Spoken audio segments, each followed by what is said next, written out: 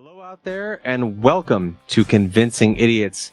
This is episode 185. We are going to be discussing so much this week, including AI SpongeBob, as well as the music industry news. Some people are profiting while others might be going down. And we're going to be discussing Apple. Do they have a monopoly on the tech industry? And for our final segment, we will be doing our very own Music Mania. With WrestleMania on the horizon, we are going to be going through our own personal wrestling match cards of musicians. So stick around to the end. So without further ado, let's start the show. You guys enjoy your whatever that is. All right. Test. Call it again. Convincing Idiots. Convincing idiots. Called it ham gravy. I informed them that I sided with the stat man, not just anyone's opinion, the stat man Brian Fisher. These kids today. Jingle All the Way is in fact the best Christmas movie of all time. I need to get Grandma a present, and my herpes is flaring up. I got it. Mm-hmm. Yo. I'm the millennial We're Santa. three friends representing three different generations. That's our whole shtick. That's our thing. Mm-hmm. Nick got to hold poop. Mm-hmm. I'm standing in the sea Awesome. breeze, holding a turd, just mightily. I'm just going hitting hats. Anyway, on a lighter note, Welcome to the podcast. Welcome to the vodcast. Welcome to the broadcast. Boys and girls, welcome to the show. This is Convincing Idiots. My name's Dean, the Centennial. I'm Brian, Gen X. And I am your resident millennial. My name is Nick, and we are Convincing Idiots, a weekly podcast of three friends representing three different generations. We get together each and every week here on this pod to discuss all things nerd and pop culture oriented. So if you enjoy things like that and you enjoy the sounds that you are hearing hitting your earbuds so tastefully right now, then we invite you to come and subscribe to this podcast so you don't miss an episode at And any get some point. fucking help. Also, feel free to find us on all your social media, your favorite social media accounts. You can find links to all of them conveniently placed for you on our link tree. So go to Google and type in Convincing Idiots, link tree, LINKTREE. You can follow each of those links to your favorite social media accounts, as well as links to our web store, which one Gen X Brian may or may not be sporting a piece of that merchandise for you right now. We currently in the area will be experiencing an eclipse on Monday, so we have a special eclipse shirt up as well. You won't get it in time for the eclipse if you order Monday as you're hearing this, and it is the eclipse day. But it is a great shirt to wear all year round, so check that out. Check out all the other amazing merchandise we have on our merch store, which is through TeePublic. And Brian, quick review. We like the quality of the shirt. Looks good. Feels good. Yes, I've used TeePublic for a lot of things personally. I know you guys have as well. So yeah, it's great service, great quality, shipped quickly. So highly recommend. And he's not just saying that because he wants you to purchase our stuff. He's saying that because he is, in truth, a genuinely satisfied customer. But I so will you say, can, use our link so we can get paid, motherfuckers. yeah, go order things Yeah. from other people, but use our link, whatever you do. Right. That's right. Yep. Find a link in our link tree, find a link in our show notes, whatever. I mean, it's there for you. Just access TeePublic, order a shirt. That's all you have to do, whether it's ours or somebody else's, and we benefit there. Yeah, Burrs, that's right. So you can find all of that as well as where you can subscribe to this podcast every week. You can also find all of that information and even some more fun little tidbits on our website, which is convincingidiots.wordpress.com. So be sure to stop over there, check that out as well. We appreciate, as always, your time on the internet that you spend on us, and we appreciate your ears this evening or day or morning or afternoon, whenever you are lending us your lobes. We appreciate you. So we are back for, this is episode 185 of Convincing Idiots. This is dropping on Solar Eclipse Day. So, you know, that's the thing that someone that's listening to this might be experiencing right now. So you might be listening to this while you're being sacrificed. it's quite possible. It's quite possible. What better way to go out than to listen to our voices? Sure. That's right. Or it's going to make So- you want you to lay down on that slab and let them stab you. I don't know. That's right. That's right.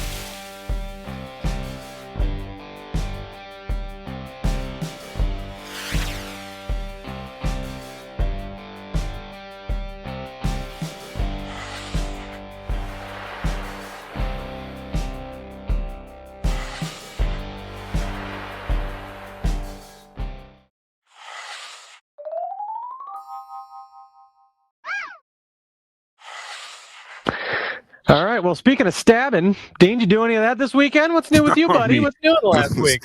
Well, unfortunately, I didn't get to stab y'all face with anything. That wasn't a threat. I meant my penis. Yeah, no, I picked up what you're putting down. You got that? Okay. Yeah, Well, yeah. I'm good. It's been 2 weeks, so there's just you think about it, there's a lot went on. Went to a Monsters game. Took kids to a Monsters game. Kids never been to a hockey game, so that was fun. They didn't. The Monsters themselves didn't fare so well. Got to hang out with Brian at Thirsty Dog. Maybe the reason we went on spring break. I don't know. Yep. Thirsty Dog, a local brewery here in Northeast Ohio. Easter happened, Easter Bunny stopped by. That was fun. Sure. Pooped out some eggs for the kids. Mm-hmm. That was enjoyable. And I went out last night for Megan's birthday. Nice. Megan is my better half. Went to 17 Public in Medina. It's on the square there. Yeah. Nice place. And this burger that I had, I'll tell you what, it was bacon, blue cheese, and fig jam. Sounds good. And arugula. Man, the flavors on that.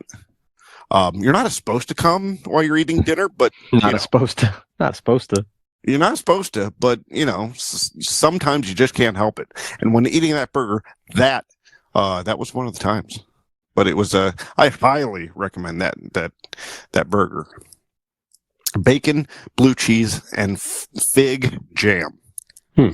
It was delicious. It was jamming. It was jamming, man. Other than that, that's about it. I'm sure I did other things, but it's like you said, unless I write it down, I don't remember. So I do this thing each and every week. So like I kind of in my head I recap. I'm like, okay, I can clearly go through like my weekend and things that I've done. And then like when you guys start talking about what you did, I'm listening to what you're talking about, and I completely forget. Like when it's up to me, half the time I'm like deer in the headlights. I'm like, fuck, what did I? It's like it's gone. I don't even remember what the fuck happened. I write the shit down during the week, and sometimes I forget. Yeah. To write it down, so I don't remember it unless I write it down. I have to write down the things I've watched because I'll forget. Yeah. Like I won't have any recollection. Yeah, I have a whole outline of the show that I do from beginning to the end, and that's something I have to fill in because I don't remember if I don't. No put it spoilers. in. Don't show the camera. That's an Easter egg. They got pause it and zoom in on it. Zoom in on these nuts. You'd have to see them. Oh, and I just discovered not only do I need a mouth guard now to sleep so I don't snore. It's like I'm that realm, but I now discovered that I need mittens that they put on infants so they don't scratch themselves. Because the other night I woke up and I scratched my nose. It was bleeding like on the side here. Cut my lip. Why don't you trim your fingernails? That could like probably solve a lot of problems. Pretty. Let's get Megan's opinion on that. What? She's just jealous because they're beautiful. They got beautiful nails. What can I say? Well, I don't want to hear jack shit about the finger splints at night anymore for me. So there you go. Fucking mouth guard and mittens. You shut the fuck up. You getting ready to do some kickboxing? What the fuck? Going to bed or what? Mouth guard and mittens. You can shut the fuck up. I think we just found the name of this fucking it's good. podcast already. I like it. It's good. Strong contender right out of the gate. Yeah. So since Brian's feisty already, Brian, how are you? What have you been up to? I'm doing well, sir. One thing that we did, this is over a week ago now, Dean. So the next night after we went to the brewery, we went to see the Ghostbusters movie. And my Allie and my lovely mother joined us as well, and Megan and the kids. So we'll talk about that. Yep, that was fun. A nice. Yes, I forgot about that too. That's okay. It's a nice evening. Great Easter. Yeah, nice visit at Allie's mom's house. Just a lovely afternoon. Great dinner. Nice visit for a while. That was great. Let's see. The Friday before Easter, man, Allie and I. We went out. Had a nice dinner. Went to Hop and Frog Brewery in Akron. That was, hung out there for a while. They closed. We went down to Johnny J's in Springfield. Had another couple Conways. Fast forward, I got home at 3 a.m. There you have it. So that's a rare. Wow, rare, just you two, huh? Just us two. Yep. Great time. Just one of those rare evenings where you're just getting in that zone and laughing and talking. We just had a great time. It paid for it the next day, certainly. Right. But it was a great evening together. So a lot of fun. I feel you. So, I'm on 3 hours of sleep right now. I rolled in a little after 1 last night. Yeah. Oh my goodness. Doing the same thing. Mm-hmm. Yeah. Oh boy.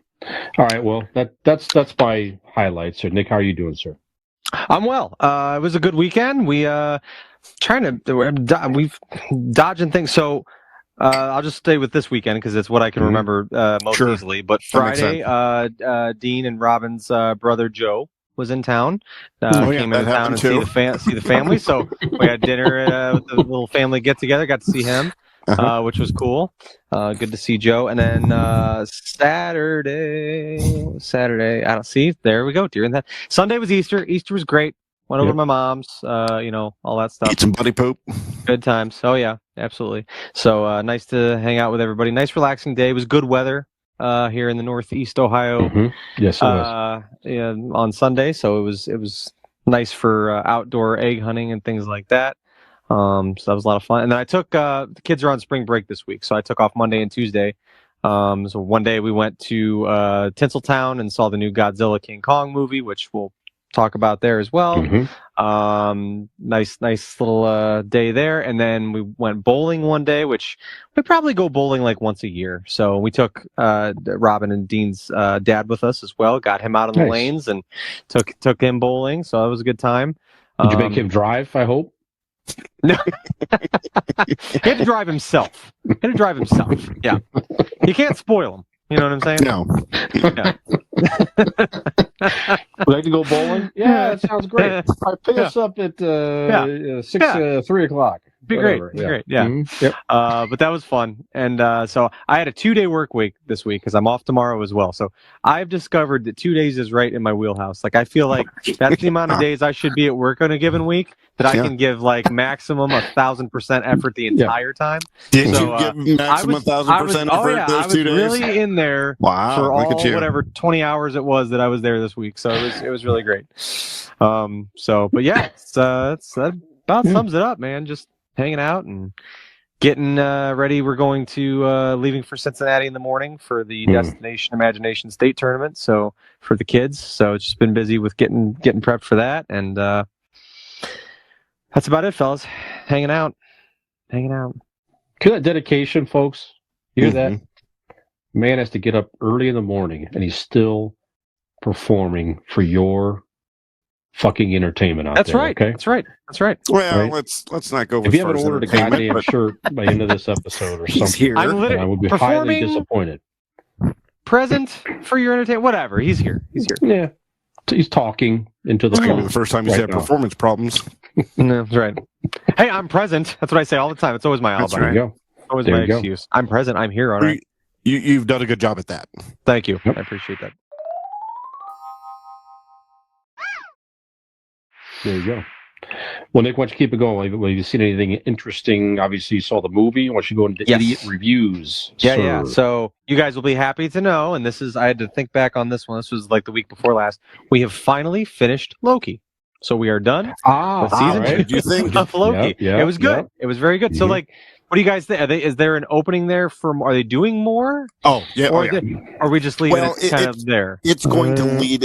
I think it's Secret going Wars supposed at to, least. Yeah, it's going to lead Okay. into the other projects. Like so now, where he sits, Sure. literally, he is the kingpin. At any time, they could bring him in, have him affect something, whatever.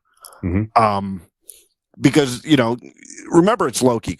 He doesn't necessarily have to physically be standing there to be there. Right. He now can see everything all at once. And B, he's Loki. He can project himself. So, like, if they need him in a scene or yada yada, they can do it. So, that's just how I think that they could use him. Yeah. But yeah, it was very good. The first season was Yeah. great as well. So I think as far as the Marvel TV shows go, it's definitely up there for me. It's if it's not the very best, it's second. 1,000%. Yeah.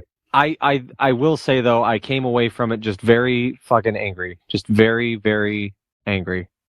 I'm so Jealous fucking of his luscious hair. I'm so fucking that too, but I'm so upset that Jonathan Majors is a bag of shit because Right. Yeah. he Yeah. is, in my opinion, far and away the best, most captivating, charismatic character that the Marvel Universe has ever had, and it Yep. makes me so He was fucking good in mad that. that it's wasted. Like it's just Right. that they can't use him. Not only that, but in what was it, the Quantum Quantumania. Yeah. Yeah, right. I Mhm. mean, he was fantastic. And every time he's on screen, he steals the spotlight, and he's Well, incredible, and he's did you captivating. And I'm so notice- mad that that's it.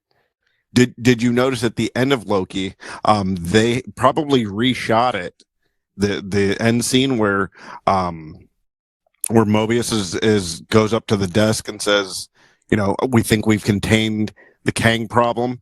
They had a mix up on 616 adjacent, meaning an adjacent realm of. So they just explained that they just fixed Kang. Like Right. he's done. Right. They could recast him though too. They could do that. Can, That's but a like, variant. if they don't, they just explain that Kang was Why that this version problem. is right? Yeah, Mhm. they No, got all rid of them. that, They said but yeah. and then they kind of explained it away that way if they want to not recast him. Yeah. Just bullshit. He's so great. It's so Yep. fantastic in that. It's a shame. But we also, so I was telling you guys a couple weeks ago about Dark Side of Comedy, right? Yeah. Vice does. So Vice also has Dark Side of this and that and all this. There's the Dark Side of the Ring. That's the wrestling Mhm. one. We watched Dark Side is like almost like a mini series, Dark Side of Children's Television or TV or whatever. And it basically centers around just a brief synopsis. There's a guy named Dan Schneider, who was basically at the helm Mhm. of so many popular Nickelodeon live action kids shows. He was one of the main ones on All That back when I was a kid, and he's done many different shows. Sam and Brian, Cat. if you need a Drake and little Josh. reference, he's the chubby nerdy kid from Head of the Class. I've seen pictures. Yeah. I've seen the articles of this. It was pretty. I haven't watched the show yet though, but yeah, it's pretty bad. Not only with him and the many questionable, not just horrible ways that staff was treated, very questionable things and things that were in kids' TV shows that went over a lot of kids' heads, but looking back, just really weird and just fucked up. People on different staffs of his. One was a guy on the set that was sending pictures of himself like masturbating to like children that were, just crazy. One guy that was actually on episodes of the later years of All That and stuff like that, sexually assaulted the kid that Drake and Josh show, and he's on there talking about all that. It's just wild. Like, a lot of those shows were post my childhood. Like, I knew of them, they were popular, but I wasn't watching those shows. That was kind of past my era. But man, just really, really crazy. And then my last, you listen to Diddy though.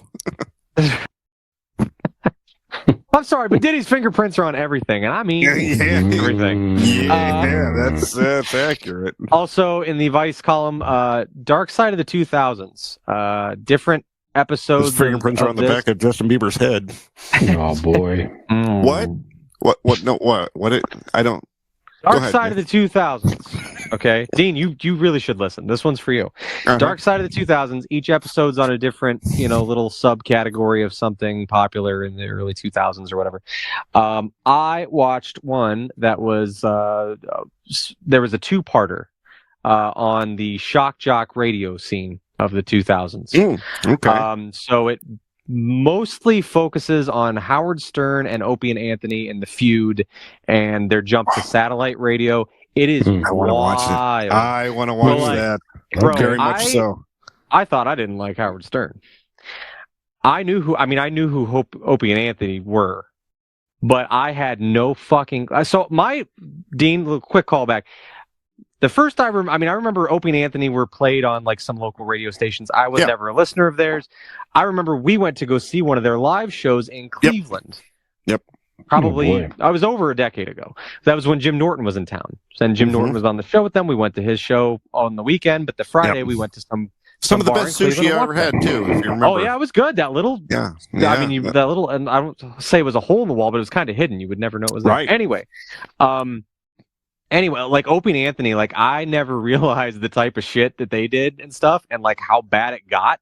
And they got arrested. Anthony's like super alt right wing fucking. Yeah. I mean, white supremacist shit. Like he's like, I had no idea. Anyway, that shit was went wild. Off the rails. Like I said, I mean, I had a good understanding, obviously, of Howard Stern. Like his shows were, on TV, and everybody knew who Howard Stern was. I didn't realize the feud that was between the two of them, but they do a great job of like going into detail about basically what bags of shit all of those guys were, and like people that worked for them, like how awfully they were treated, how underpaid they were, just treated like garbage. Was Sam Roberts on there? Sam Roberts. Did he work for Stern? No, he worked for Opie and Anthony. He now actually, him and Jim Norton took over the Opie and Anthony slot. Okay. On Sirius XM. Because like they talk about Jim a lot and stuff like that, but like Jim's not interviewed on there. But you would. I was thinking of you the whole time, Dean. And it's on Vice, you like both of those, yeah.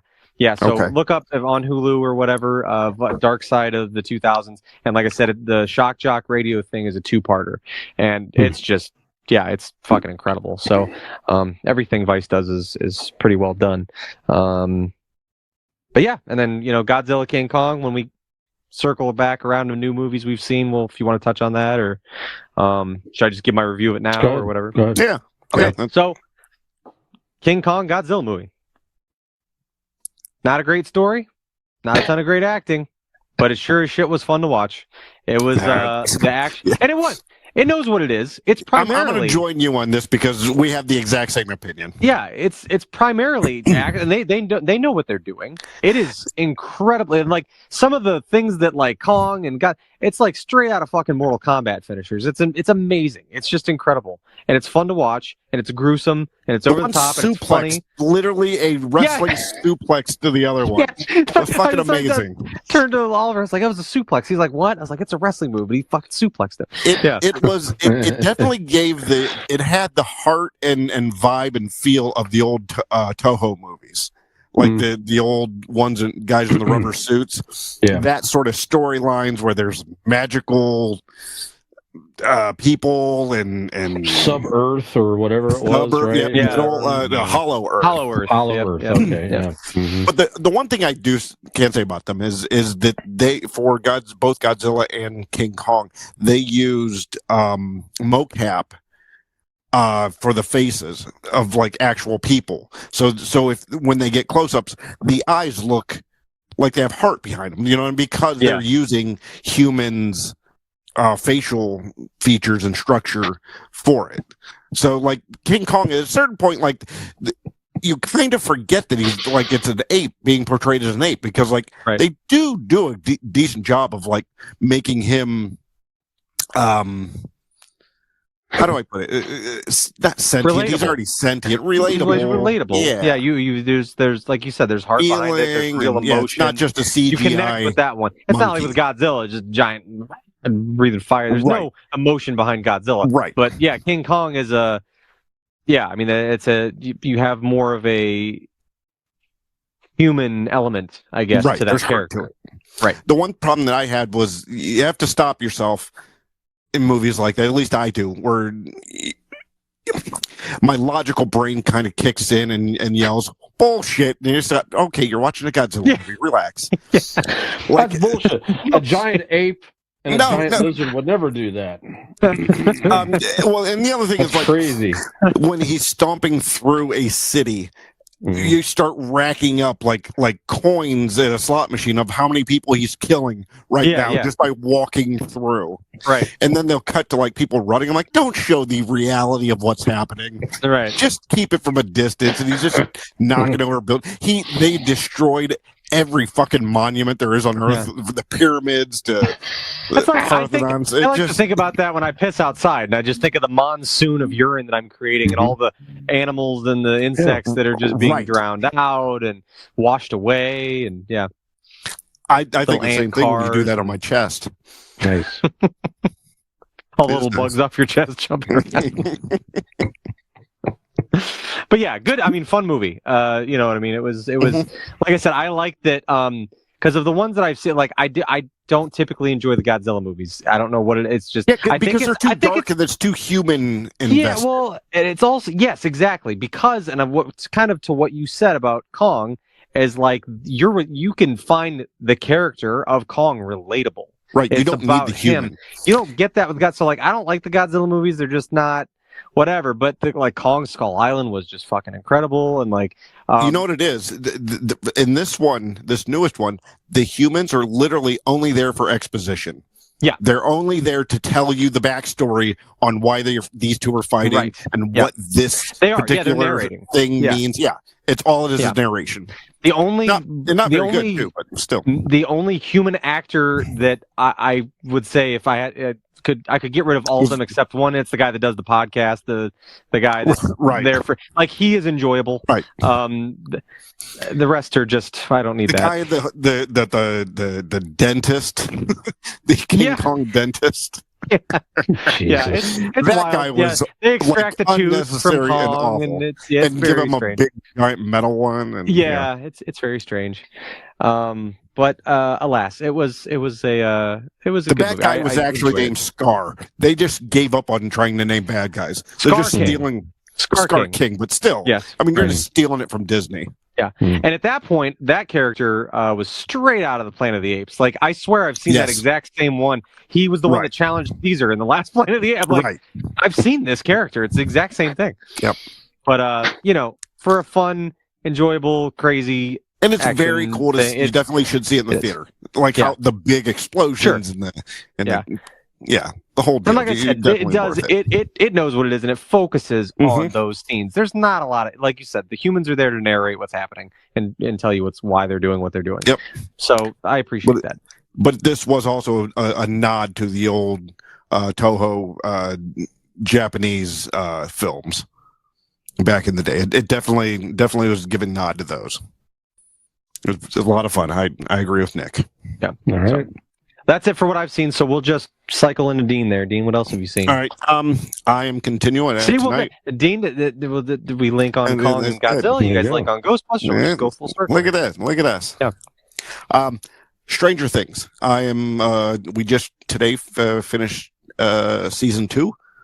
Just for context, before he goes on, Dean, noted child actor hater. So okay, go on. Correct. I am on here today to say that in this case I was wrong. The acting of the children. Robin and I tried to tell you that when we started everybody has. Everybody has. And I wouldn't listen. And I was wrong.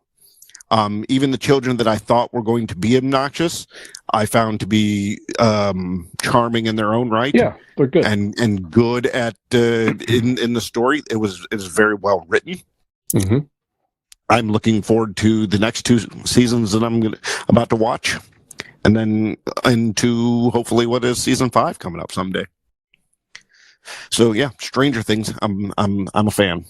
Nice. And then the only other thing that I can remember watching was Ghostbusters. I went with Brian, and so Brian and you and I can expound on that because that's the last thing I got. Ghostbusters to me it felt kind of like Godzilla and King Kong is that it definitely had the feel of the original, like it had that spirit. The other ones kind of got away from the damn near the humor, right? This definitely had some humor to it, and the right kind of humor. And I liked the special effects; they look great. I enjoyed the story. It was a little fast. Like the second part kind of ran a little quick for what it could have. But I mean, shit, it could only be so long. But yeah, I enjoyed it immensely. Brian? Yeah, I'll just keep it going. Yeah, I agree with you. It was fun. If you're a fan of the Ghostbusters franchise, I think you'll find it entertaining. Again, same type of deal. Is it an award winner? No. The Ivan Reitman, his son did not direct this one, but he Correct. produced it or something like that. I don't know. But yeah, again, they're in New York. They're in the firehouse. Ecto-1 going down the streets of New York. Fucking Slimer's in it. They have other cameos of other ghosts and references to the earlier movies.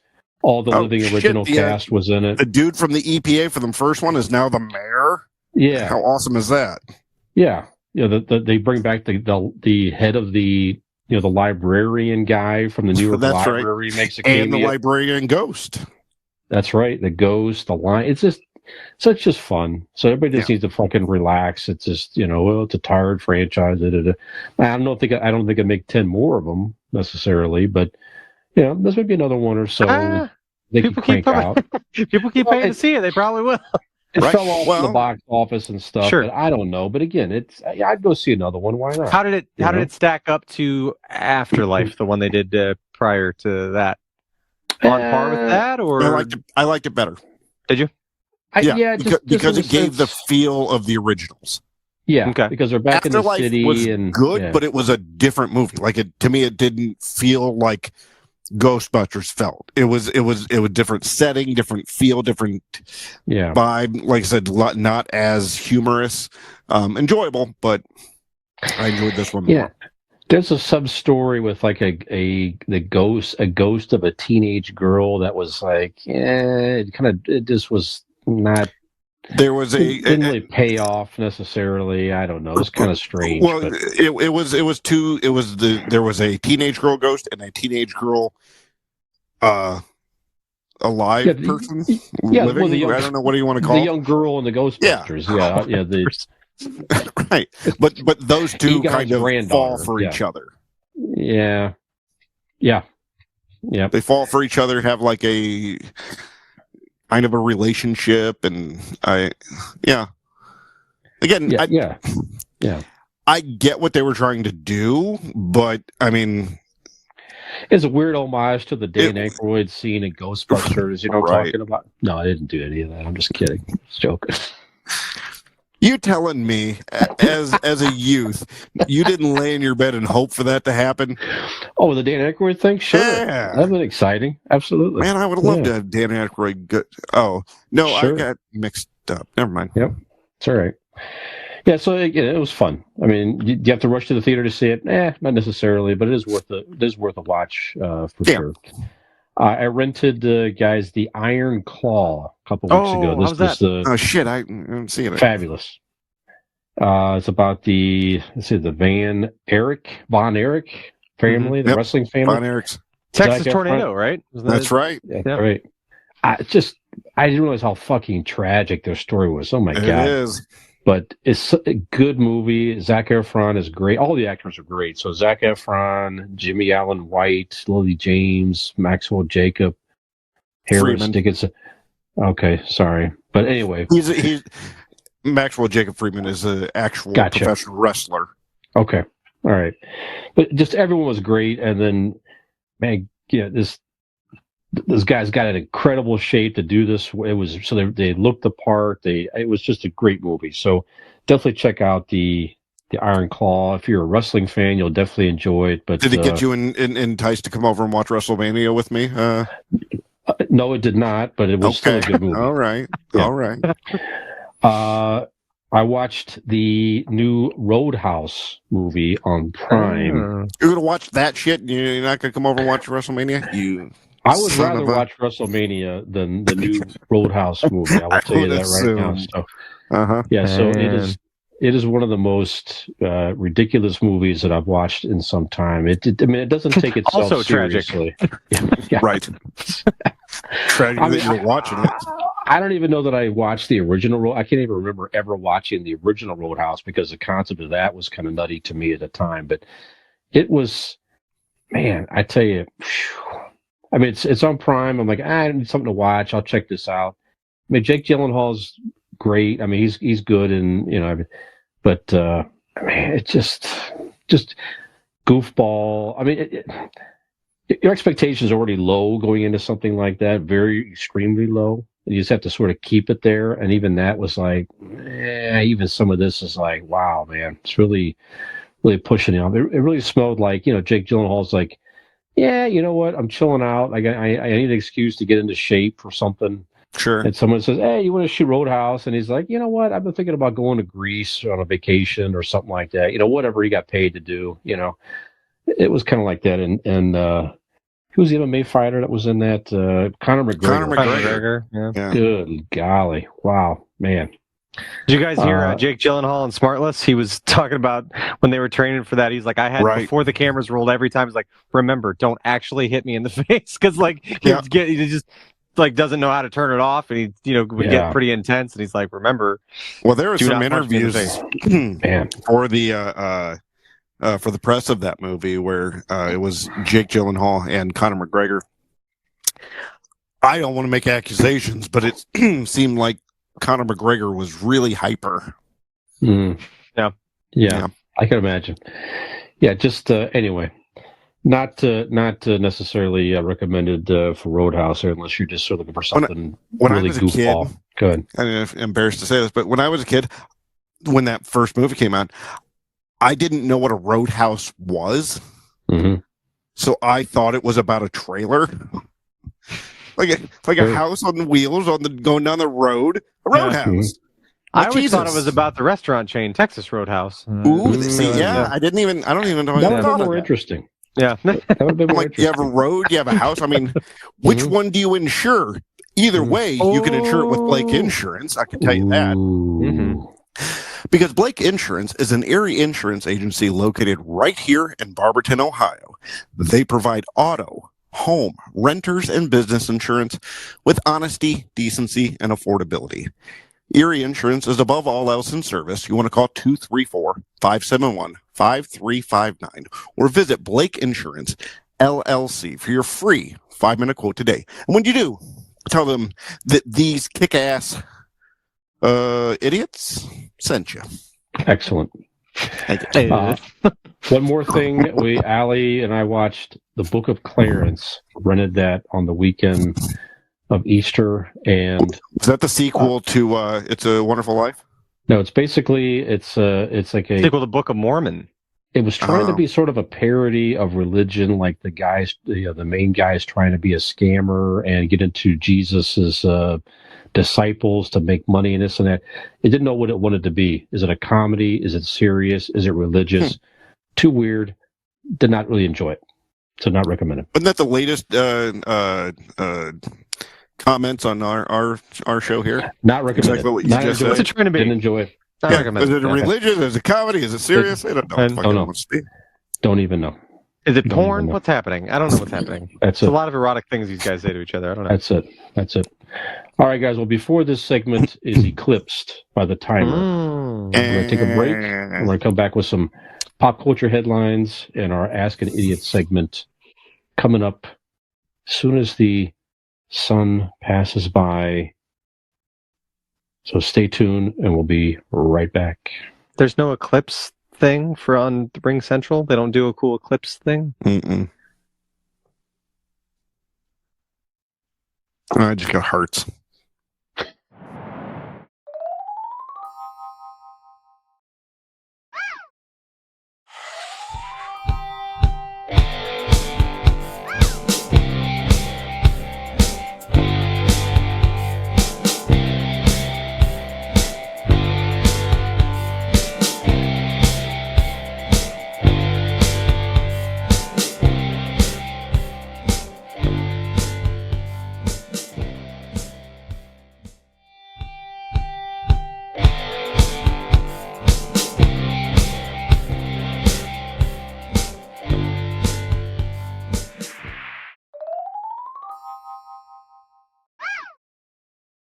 4, 3. Welcome back to Convincing Idiots. The sun, there you go. So Dean's doing an eclipse. This is top-notch technology on video right now, ladies and gentlemen. Wow. That's a real right. thing. Yeah. That was a shitty joke. Yeah. Is that what your butthole sees? And this is The sun has come back out. We are back for segment 2. So the sun's not really Did you have coming to out. check? What's that? Did you have to check? Feels like it's been longer than just 2 segments, 2, but 3, here we are 4. still. I'm gonna carry the 3. Yeah. I don't know how sunny these guys' days are lately here. Sean Diddy Combs, guys. So this is definitely something making a lot of certainly social media news over the past week or so here. Just a lot of craziness happening. I'm sure if you've seen any social media news at all, you probably caught some of this here. So he's under federal investigation for a lot of bad allegations: sex trafficking, sexual assaults, illegal narcotics, firearms. His different properties were raided. He has flown.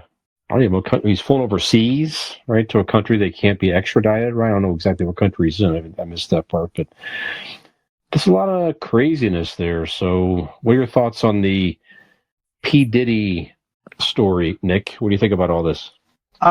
It is wild, to say the least. Yeah. That's the first thing. It's awful. Yes. Horrible. If typically where there's smoke, there's fire. Whatever bits and pieces of this that are true. And another review given to this podcast. Or whatever. Yeah. Whoever's been harmed by this, obviously, it's terrible. It's atrocious. It's horrible. From a sheer outside standpoint, it's fascinating. It's just like there's so many facets and there's such a wide web that he has and so many people involved, so many other famous people. Names have been brought into this and they've probably been involved as well, both for good and bad. Man, and it's like ever evolving. There's just new shit all the time. It's crazy.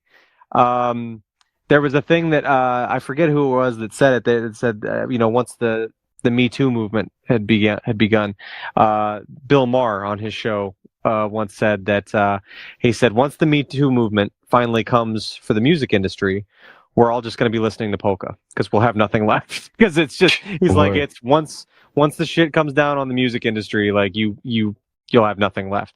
And Cat Williams called it, didn't he? There's a lot. Yeah. People thought he was crazy, but come to find out, dude was just, topping off the shit he knew. Mm-hmm. Yeah, it's absolutely just insane. Like I said, the news cycle of it's just crazy. It's almost too much to keep up with. There's so many different avenues and different, like you said, accusations, allegations of things, and many other famous people involved or potentially could be involved. So yeah, I don't know. It's just and just wait till all the things I said. Till they get him. Wait till they get him to arrest him or whatever. I mean, who's he going to bring down with him? Right. Yeah. He had a lot of the talk is all these different parties that he did. Then you've seen some of these videos. Like I saw this video. Yeah, it's just not. With OJ, was it Beckham? Good. With Beckham, that one? No, I don't even know about that. Okay. All I know is it was a video of, I don't even know who him and these gentlemen were standing around this party and just coming up from the frame and turning around was a young Justin Bieber. That's the same one we're talking about. Is it? Okay. Yeah, it was like the wide receiver, played for the Ravens and the Giants. Beckham. Yeah, gotcha. Yeah. Not the soccer Odell Beckham? Yeah. Odell Beckham Jr. Yeah. Odell Beckham. Yeah, that's it. OBJ. Yeah, I didn't realize that's who it was. Yeah. But yeah, they kind of it's a shaky video camera, but up comes a young Justin Bieber turning around. I don't know what that video was doing, what it was, but What I saw could be CGI. Who knows? I don't know. Yeah. I'm not accusing. I'm just telling you it's a random video that I saw. Not telling you what I know, just telling you what I heard. Yeah. Yep. Or saw in this case. Right. Yeah. Well, like with you guys, it's all vile stuff. It's you feel bad for any victims in this. Most certainly, there's going to be a lot of crazy stuff comes out of the investigations. I'm quite certain. And it'll be interesting to see how it all shakes out. So, if anything else, just hope justice You want to do served. What's that? Well, can I bring up a topic if we're doing this? You guys heard what happened with the allegation of Vince McMahon? Yes. The former owner of the WWE. Yeah. Brian, he is being charged or being accused. It's a civil thing, a trial or something like that. Okay. But that he had hired some girl to work in the office or whatever, and he ended up having a relationship with her, and then having his friends have relationships with her. And some of the shit that she's showed text messages and stuff, some vile stuff. It's just, if these allegations are true, same as Diddy. if they're true, it's just horrendous. Yeah. Again, I'm not going to stand for anybody, but I mean, just in a fair point to say for this podcast is that everybody is innocent until proven guilty in a court of law. Mm-hmm. Here's a fun game. Who are you more surprised if it's true? Vince McMahon or Diddy? Oh, I thought you were going to say Kevin Spacey. Who seems more likely? In your opinion, there's no right or wrong answer. For me, it's Vince McMahon. Like I'm like, I was not shocked by anything I heard about Vince McMahon. I'm like, but you also hear he sucks. Like everybody said it. No, but a lot of this stuff is people see as like the character that he played all those years, and kind of gets it confused and stuff. Well, you hear about behind the scenes, the way he treated a lot of the talent, and the way like that's true. Different. It's like I don't know. I was less surprised. I mean, not that. I was like, not Sean Puffy Combs. He would never. I wasn't clutching the pearls, being like, he would never. You told me those two hung out at a party, I'm like, okay. Yeah, I was less surprised about Vince, I guess, but yeah. Yeah, I guess I'm equally. I'll put it this way: I wasn't equally surprised by either. Sure, if that makes sense. Like neither of the two, I go, what? Are you serious? Never. Right. I'm like, yeah, All right. Okay. Well, a nicer story here, guys. So, in the world of video games, more than 4,000 gamers recently around the world voted for their top character in a recent poll conducted by the British Academy Film Awards ahead of the 20th Games Awards on April 11th. You want to take a guess of the top? I was going to say, can we guess? Yeah. Is this all time, or is this the games that were put out this year? Oh, all time? Zelda.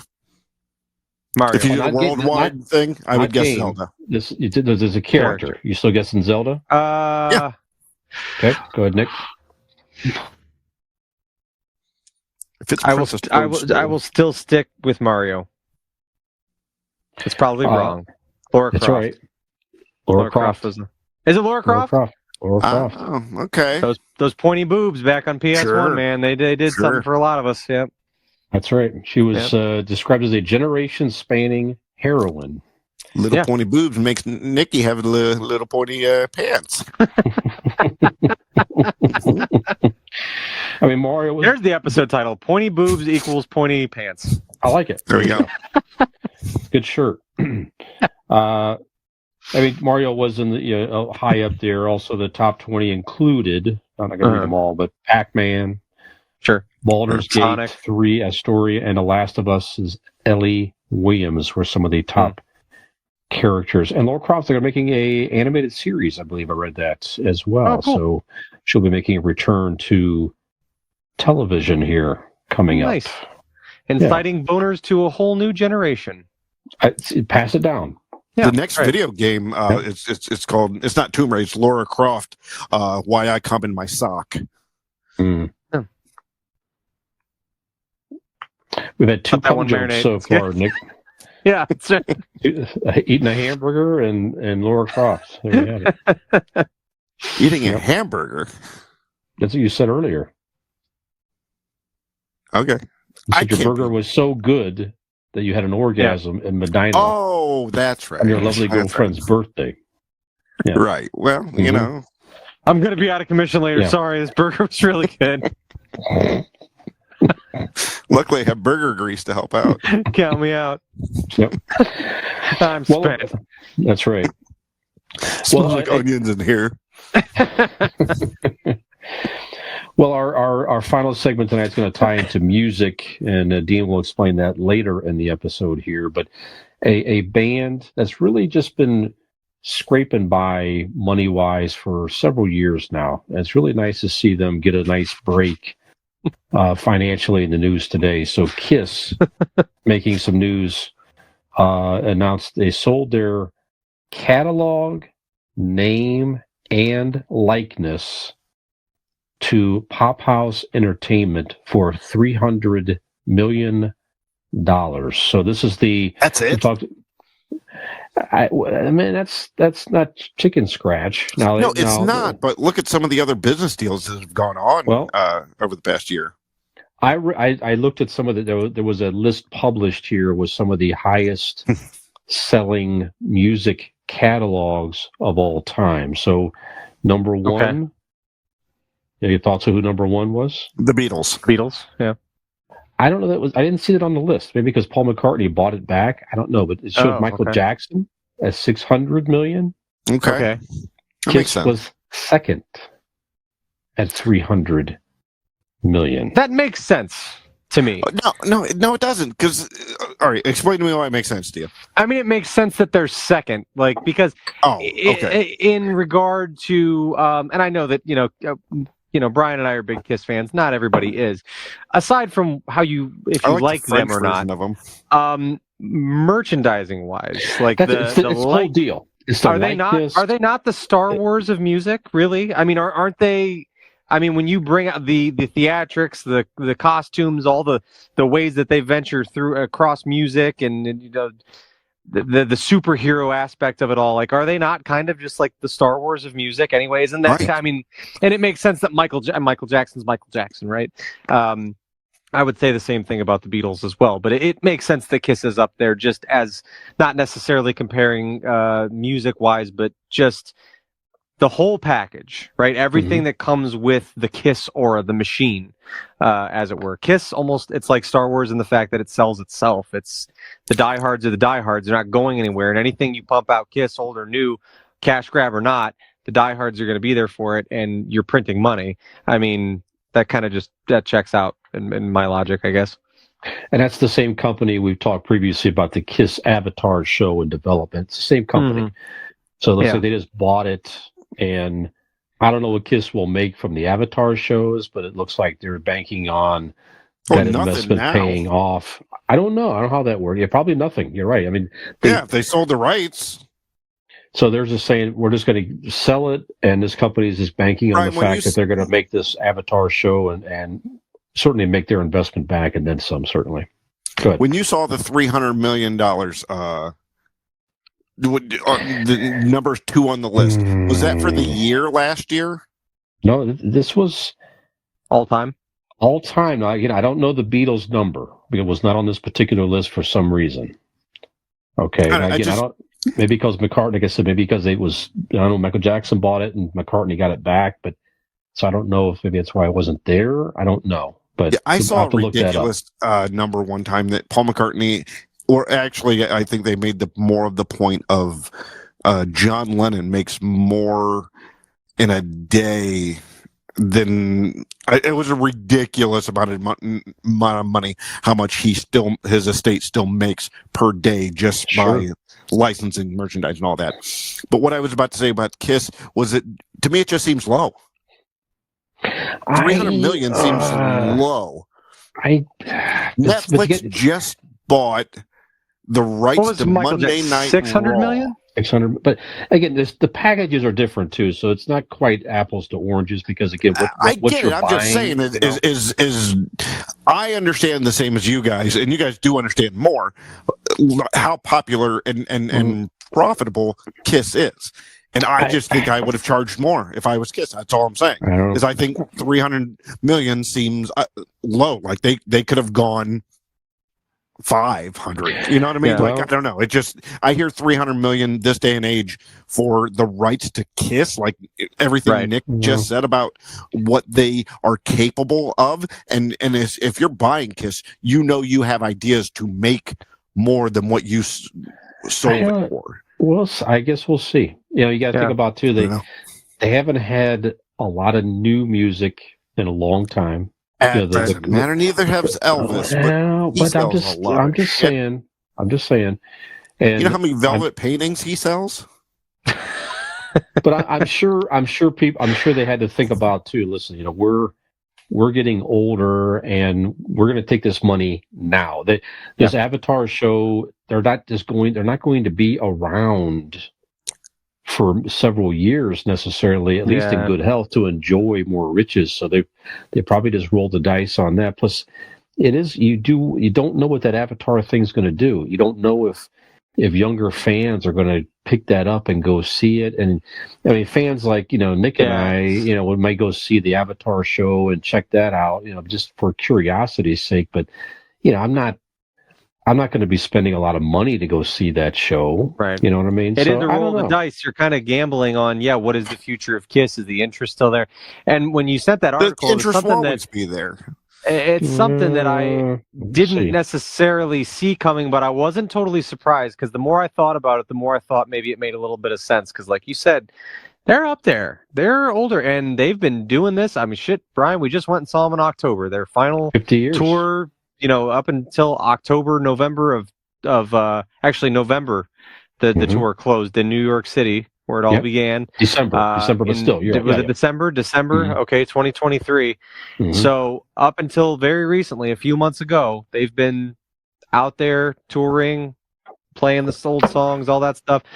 And they've just been merchandising the shit out of the brand and making money hand over fist. And now the gravy train, so to speak, has stopped rolling. And so now you go, we're old. We've got more money than us or our immediate families will ever possibly need. Sure.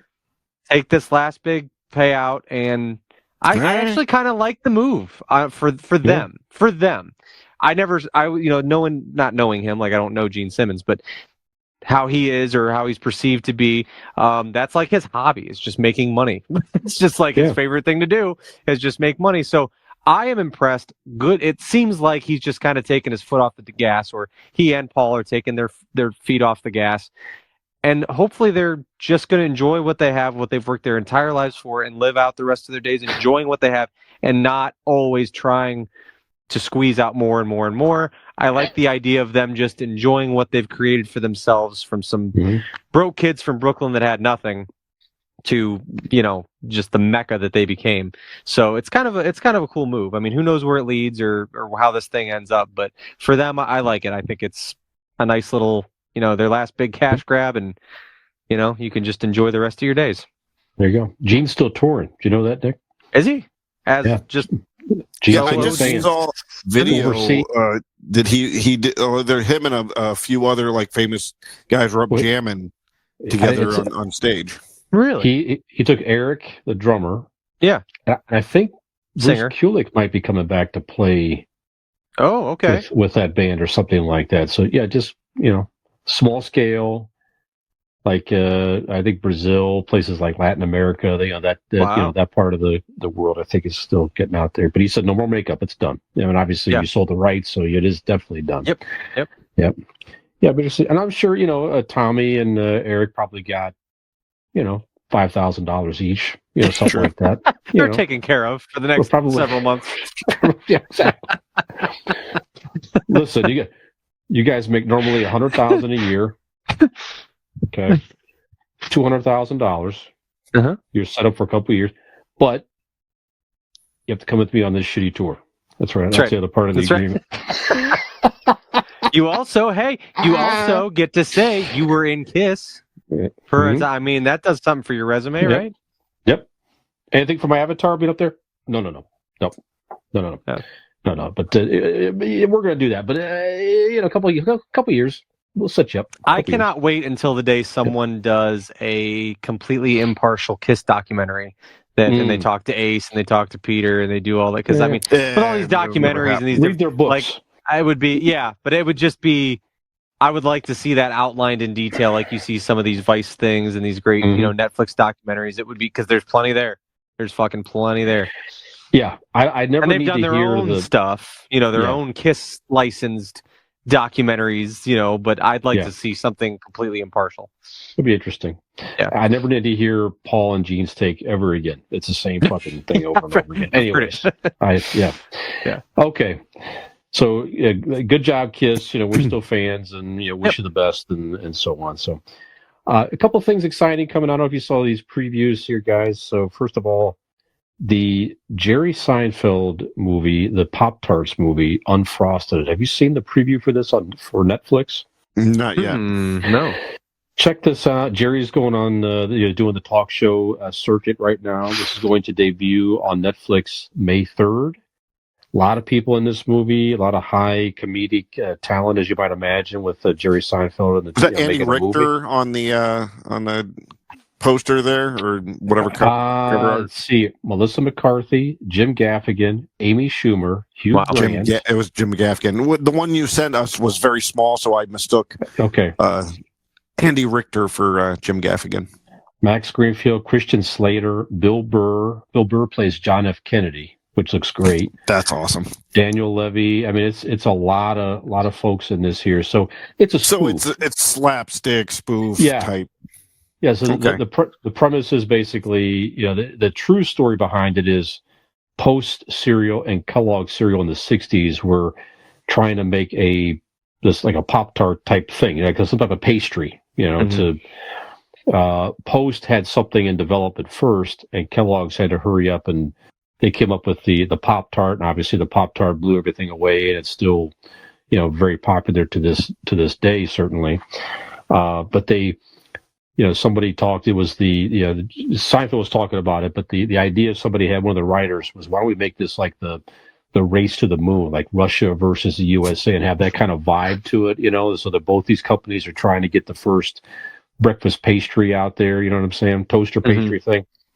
So watch the preview. I think it looks hilarious. I think it's going to be a lot of fun to check this out. And, it's just a big, like I said, slapstick spoof type thing, but looks like a lot of fun. So sounds interesting. Unfrosted.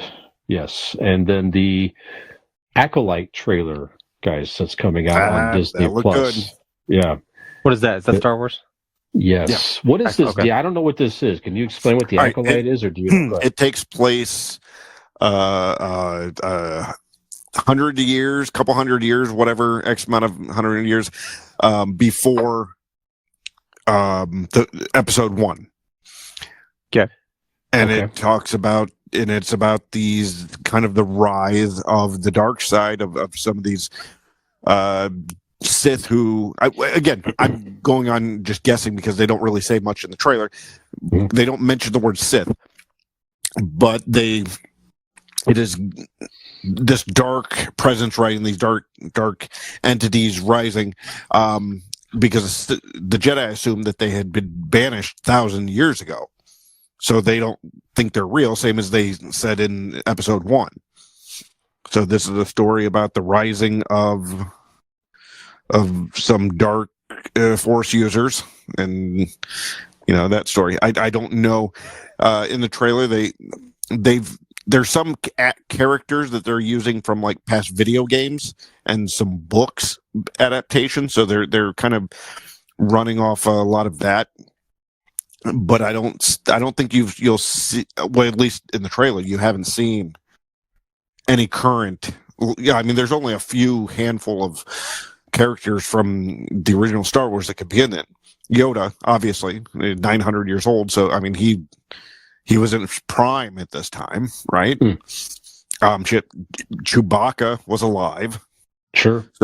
So there is a handful of characters, but of course you haven't seen them yet. I don't know if you will. Like, there's certain things I think they want to just get away from, like the original characters, completely just to see what can stand on its own. Mm-hmm. Yeah. So, and the trailer looks good. There's got some cool fighting scenes. You got this Mm-hmm. a lot of cool lightsabers, different color lightsabers, and yeah, it looks very cool. You see the Jedi Temple, younglings being taught. Yeah, definitely at least watch the trailer, Nick. Okay. Yeah, it definitely looks intriguing for sure. I saw one today too. The Tales of the Empire. It looks like it's going to be various animated shorts. That's coming out also in May, I think, something like that. So I don't know if that's a new trailer or not, but I just saw that today for the first time. Well, I'm still watching Bad Batch. Okay. It's in its last season. Okay. And I'm enjoying it. I mean, especially when you see something like that, and you know what the story is after, and B, you know that it's the last season. So like you're like waiting, you're kind of just trudging along, waiting for the end, just to see how they kind of shake it all out. Because like some people can't live, and some people, because you don't see them, obviously. You have to explain, if they didn't die, where they went. Right. For 40 years. So yeah, I'm still enjoying that one. So I haven't seen it. Yeah, it's good. Yeah. Okay. All right. More AI news here, guys. So, as this technology continues to grow, I think they're finding it's going to become harder and harder to contain, manage, and keep under control, and with various properties and so forth. So the music industry is definitely more, not I don't know if it's more at risk, but it's becoming more of a risk to be impacted by this technology. We've already had past stories where they've used AI to sound like various artists to make new music, which is not them, and certainly they're not benefiting from that. So that's a problem. There's a new story out. Some guy, let's see, it's just an artist named Glorb, Glorb. Glorb. He's anonymous, but he's made some SpongeBob Sqarepants, like rap type songs and videos using AI technology. He has no affiliation to Nickelodeon. He's using like the voice and the characters, and it's just getting tons of views and listens out there on social media. No surprise if not be able to reach him for comment. But it just millions of times. It's been streamed millions of times on Spotify and YouTube, and so an artist like this, I mean, yeah, he's being creative, but again, he's using properties that he has no permission to do so, right? And the stuff is out there. So, and he's not being shut down, right? So it's creating more and more conversation around this. Now, the last month, the Tennessee Governor Bill Lee signed, that's just pretty clever, the Ensuring Likeness, Voice, and Image Security Act, known as the Elvis Act. Clever. Elvis was from Tennessee, as you know. So that's the first law of its kind where it's trying to protect the likeness and adding the voice to the realm that it protects, right? To try to help, give music artists some protection on this technology. So that's a lot of stuff here. So thoughts on this expanding State of Tennessee technology? Also just passed a law banning chemtrails as well. So I don't know how far we trust. I'm not saying Tennessee. Yeah, a lot of southern states are extremely innovative in their laws that they're trying to pass necessarily across the board. But you know what I'm saying. That's an understatement. But certainly protecting music artists is I can get behind that one, right? Sure. So, but I don't know. So this is going to see. I think we're going to see more and more of this out there, especially if you see artists like this that is able to do it and not get shut down and not have the content taken down. I don't. this article here, they tried to reach out to Nickelodeon as well, and it didn't get any comments yet. So then you put a company like that, Too busy in litigation. Well, yeah, they got to make a decision. Yeah, you're right. With all the stuff you talked about earlier. Yeah. But they'll have to make a decision on do we try to fight this guy legally? What do we do? We'll just let this guy go, because in some respects it does bring attention to our characters. Right, to the character. It's not like it's negative content necessarily. It's kind of fun and funny. So maybe they're just kind of sitting back and saying, let's just kind of see what happens here. Maybe it draws more people in to buy SpongeBob merchandise or watch the show or whatever the hell. So I don't know. Nick, what do you think about this expanding technology and the risk to the music business and all this? Good. It's all very strange. Like there's so many facets of this stuff that like we've never had to think about before, and it's just really I don't know. It's a lot. Like my head spins sometimes, just like with all the different like what's within bounds legally for people to do with AI and what's not. It's a whole new world. It really is. I was what was it? There was this is related to the AI subject, but not really related to this at all. This week I was listening to Arnold Schwarzenegger on Taylor Swift's boyfriend's podcast, and he was the guest on the New Heights or whatever the Kelsey Brothers podcast is, and they were asking him about, they're like, the Terminator and all that stuff, that character, you must get a lot of questions like, what do you think about AI? And he's like, people do ask me about AI, and he goes, I'm not really that concerned about it. He's like, I'm not concerned with AI as much as I am concerned with just stupid people, really. And they were like, that's probably the best answer we've heard for that. But yeah, it's crazy. Like, there's just so many gray areas and blurred lines, and like you said, it's just a whole new landscape of things that we've never had to even. It's just non-existent. We never had to consider these types of things, and now AI doesn't wake up in the morning going, "You know what I'm going to do today?" Right. It's the people that control it. Human beings that do this. Right. Mm-hmm.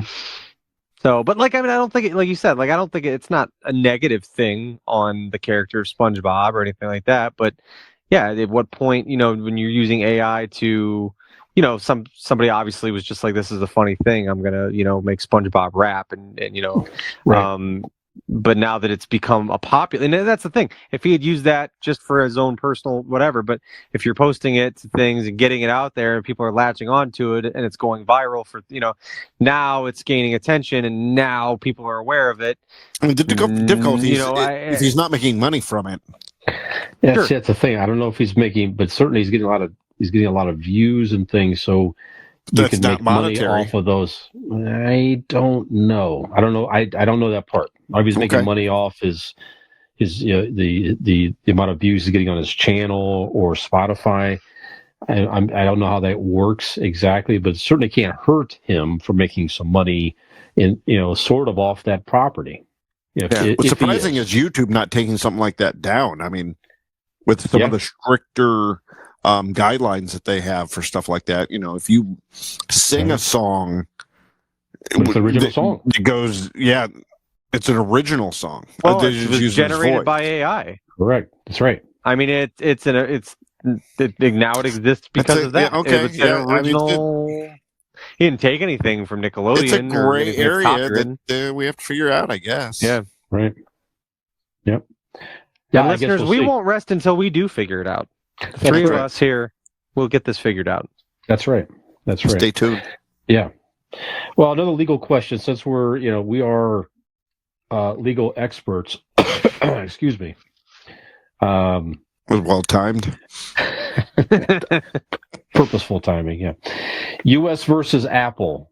Here, guys, I don't know if you saw these news stories out here recently. So the Department of Justice is suing Apple for monopolistic. They're trying to build a monopoly, right? Basically, sure. Right? So monopolistic behavior. Yeah, sure. Practices. Yeah. Mm-hmm. Yeah. What if your product's so good that it's not a monopoly? It's just nobody else wants to buy anything else. Sure. We've been accused of that with this podcast. Yeah, sure. They There you tried go. to come after us for a monopoly on idiotic podcasts, and we're like, we're just They're shooting like, the show, man. these We don't three know. they're trying to monopolize funny. That's right. There's nothing for That was nobody better. else to have. They're too funny. Yeah, that was better. That was Leave better. some of it for the rest of us, please. So some of the things that the DOJ is citing in their case includes, like, Apple basically makes it hard for other they apps do. to be compatible to their stuff, right? That's just good business.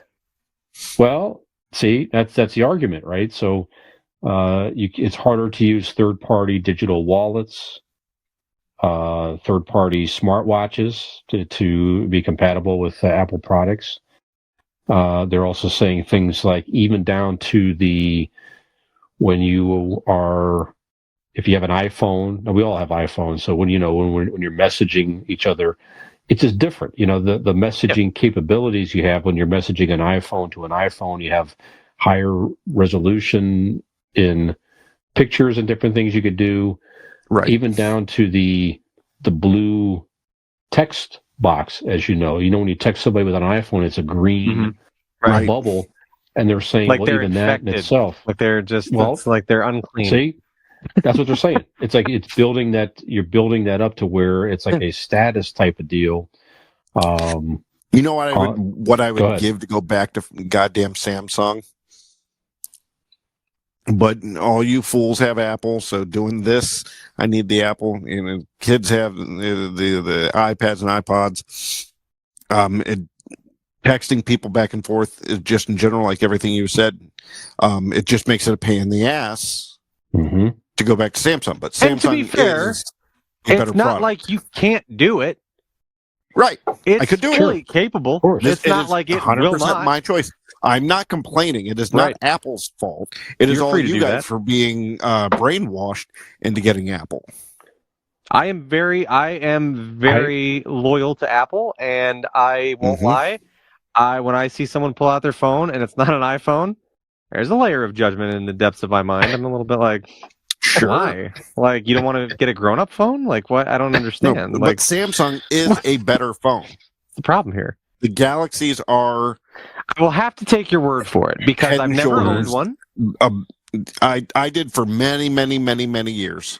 I just see people with their text messages in Comic Sans, and I'm just like, what is wrong with you? Like, why are you doing this? So why did you have to switch to an Apple phone, Dean? When the ex-wife moved out, and so Carter had a tablet, so I needed to FaceTime him. Okay. And I had the Galaxy. He had an iPod, I fucking tablet, whatever it's called.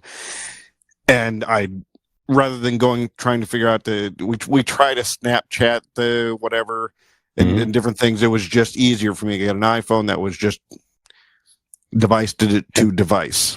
And I could also text him he didn't need an actual phone to get my text messages.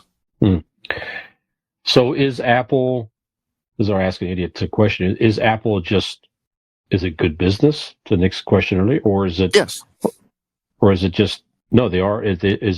Are they trying to monopolize, or is it maybe a little bit of both? It's not a monopoly. Oh, sorry. Go ahead, Dean. I was just going to say, if you're in a business and you don't want to monopolize, meaning you don't want to take every share of the market, what are you doing in business? Right. But sure. Right. You play to win. Yeah. And they're doing it the best. They're not pushing out everybody to where you have to do this or you have to do that. I don't see it as a monopolization. I see it as a business, and they're winning. Look at it in the future. I watched this documentary the other day called Demolition Man, and when the fast food restaurant wars happened, and Taco Bell won. And so like every restaurant was named Taco Bell, whether it be a fancy restaurant or a fast food restaurant. Everything was Taco Bell because Taco Bell won the fast food wars. And that's what Apple's doing.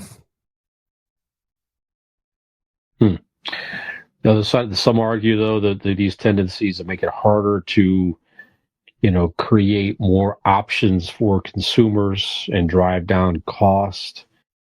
Well, here's the thing. You don't agree with that? You just agree that this will just be a better product, so this is too bad. Go ahead. The floor's open. If you can make a better product than Apple, you'll win. But sure, I mean, make Also, something the marketing. better. We Marketing helps. I don't know if you watched it or not, Dean, but I know Brian saw it, and then a little over a decade ago, the phone to have was a BlackBerry. Yeah. Because of the status it Right. represented, and it did Sure. the capabilities of it. At the time, it was the premier cellular device on the market. Until Mhm. what?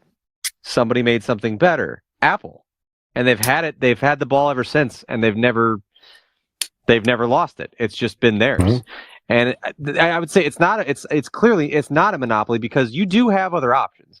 You can Mhm. They make watches, they make the Garmin makes watches, and the Samsung makes watches, and they have the phones. There's different tablets. Amazon has Yep. their Fire tablets. You have other options.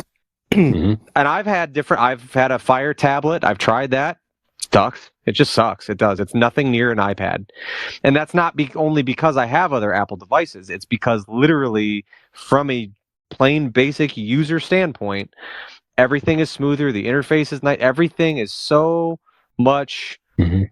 easier to use, more user friendly. It blows everything else away, and it is more expensive, but it should be, because it is the premium product.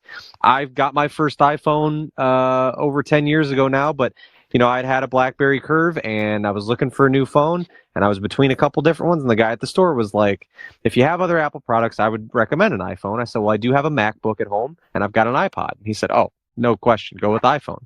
I've never looked back. I've had one ever since, and I can't even fathom. I can barely function on a different phone. I don't even, it's so simple. And I feel like, yeah, anybody's welcome to, if you can make something better,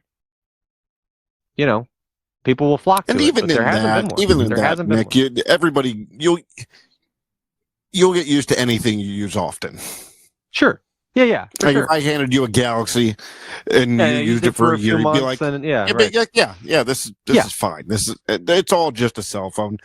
Right. And shit, I might go back to a Galaxy and realize, oh wow, it's not as good as I remembered. Who knows? Right. They're all just fucking smartphones that we can. It's just yeah. handheld porn device. What the fuck? Exactly. I have great reverence for my BlackBerry, and when I was watching, I was like, man, I'd love for BlackBerry to make a comeback. And I'm just like, Right, why? but if somebody handed you that BlackBerry, Jesus. Yeah, no, it can't compare. So, Brian, loyal? Are you loyal to the cause, to Apple?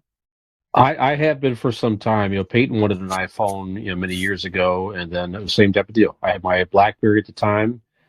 I ruined it, Dean, going to the preseason football game with the Browns, and it was raining, and I had it in my pocket, and I should have done that. I ruined it after that, and it was like, well, time to get a new phone, and I graduated to the iPhone, and Peyton was instantly gravitated to it. Yeah, it was a fun time, and that's it. I just got used to the typing, and this. I couldn't get my head around not having a little keyboard there originally, but now it's like going to something different. I'm just so used to it. It's compatible. I have the iPad here. I use it for the show. I make all the videos and everything on the iPad. I mean, everything. It's just a very easy device to use. So yeah, you make a great point. Just hey, you don't like it, build something better. Like you said, anybody can do it. And you just haven't been able to do it. Same with Microsoft. The government tried to sue Microsoft. Same type of deal. Again, just make a better product, compete.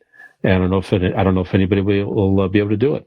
Yeah. We'll see. Google's close. The Pixel is close. It's like what I've messed around. Like a Google Pixel is similar to an iPhone, and it seems to be a really good phone. And people that I know that have them like them and stuff like that. But still, it's just like you said, and that's where it gets sticky. It's not the phones; it's also the watches and the iPads and the Macs and the books and I mean, I give them that.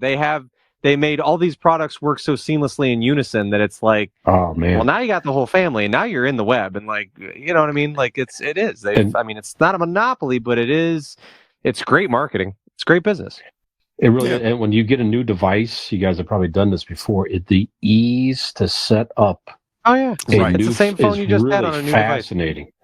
Yeah, You put the old phone by the new phone, or the new phone by the old phone, and everything transfers. It's like it's fascinating technology. Yeah. My only issue is that when you moved from one phone to the next, number wise, it's just kind of a fancier version of what you just had. It doesn't. Right. Mhm. I missed when that was one thing I did enjoy about Samsung is the Galaxy each year would get like profoundly better. Yeah. Like there was a lot of cool new features. I haven't seen a new feature on an Apple in What else fucking do you want? years.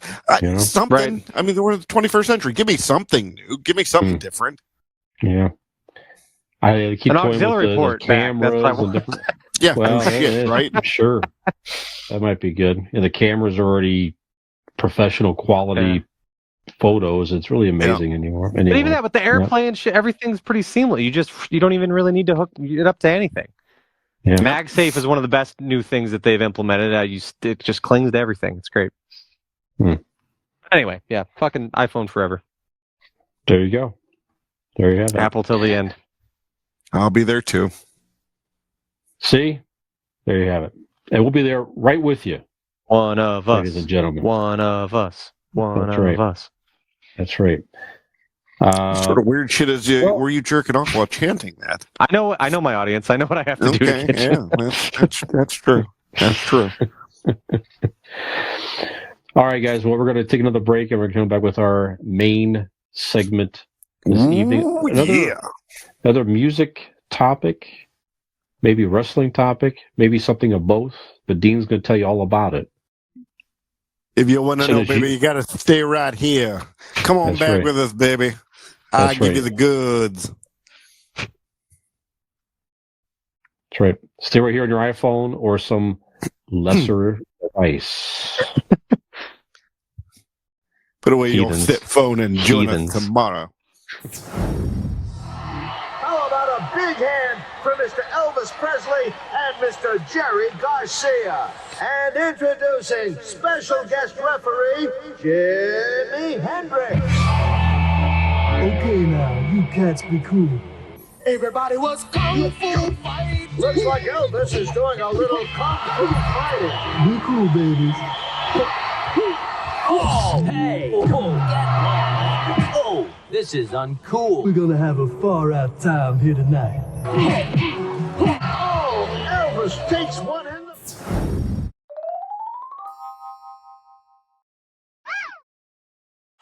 4, 3. Ladies and gentlemen, welcome back to segment number 3 of Convincing Idiots. I am Millennial Nick, alongside Gen X Brian and Zennial Dean. Ladies and gentlemen, it's a very special time of the year, and rather than tell you about it myself, I am going to send it over to none other than our very own American wet dream, Dean Harvey. I like that. If we don't have a T-shirt that says the American Wet Dream, That's good. I like it. What the fuck we're doing? I like it. Okay. So, did you take a bite of something before you were about to I got you get some something on my I got cat hair so on my fucking tongue. unprofessional. I gave you that brilliant setup. Yeah. All right. So every year, WrestleMania comes around, and you two humor me with letting me do one show, one main subject about wrestling. In the past couple of years, we've done Mount Rushmore wrestlers, and we did our theme song type deal. One maximum for Dean's contract. That's right. So this is my WrestleMania. As if you're listening to it today, Monday, it had just happened. We're recording this on Thursday, drop it on Monday. So WrestleMania had just happened. And I thought to myself, Self, what do you want to do with wrestling? And then I know that you two enjoy music, so I'm like, what if we incorporated the two?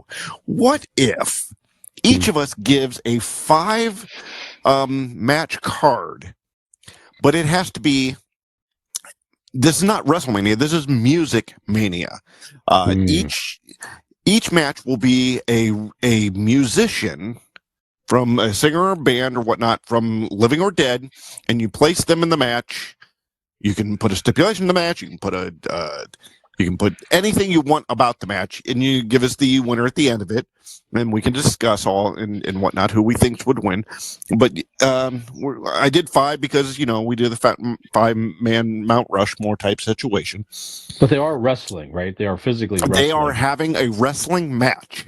Okay. And you can even tell me what kind of wrestling match. If you want to put them in a steel cage match, you can put them in a steel cage. You want to put it for a title, you put it for a title. So. And this is the bracket, right?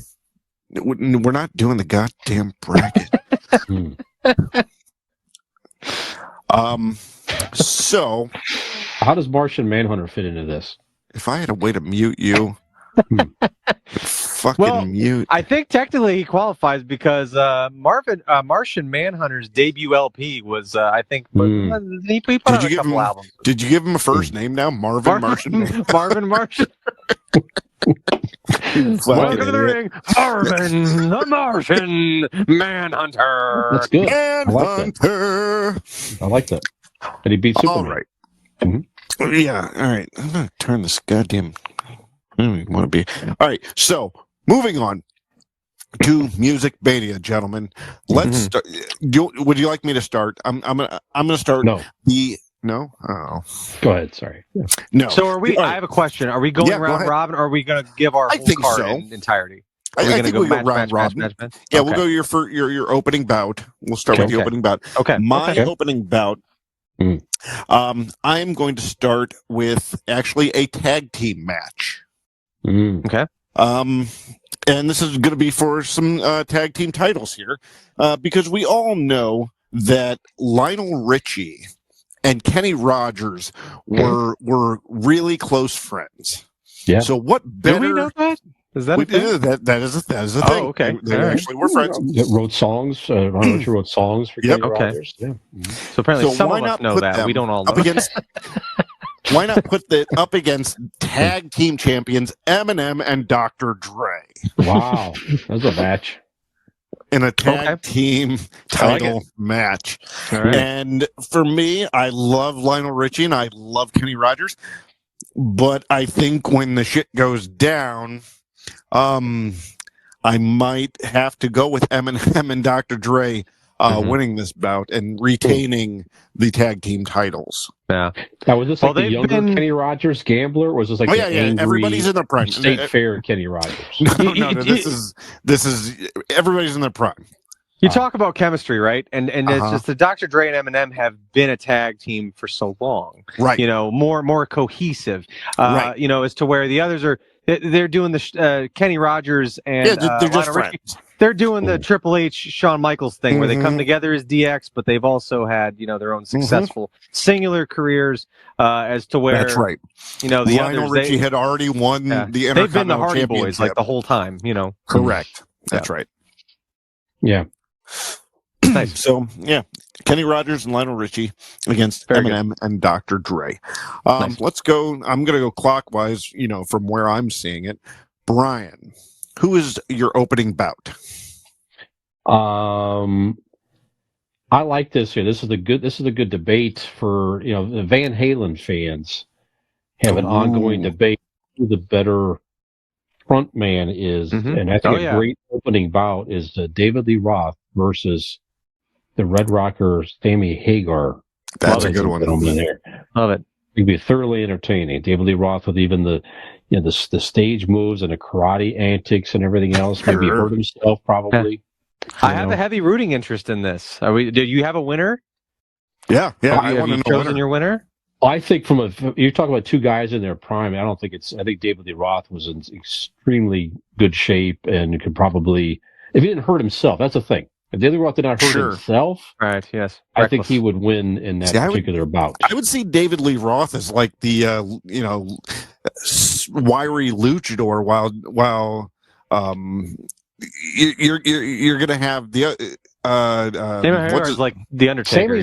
Sammy's not like the boss, right, guys. But he's a little more rugged. I think Sammy Hagar is a little more rugged. Like he's a little more of a puncher more than relaxed. He's more low key. He's more easy going though, man. I think David Lee Roth is high strung and everything, and I think he wins on a few things here. And Sammy's fine. I think Sammy's going to lose and offer people a tequila afterwards. If we're talking about who do I want to hear sing for Van Halen, it's no doubt Sammy Hagar. But if we're talking about a wrestling match, my money's on David Lee Roth. Because he's certainly the more energetic one. He's the wild one.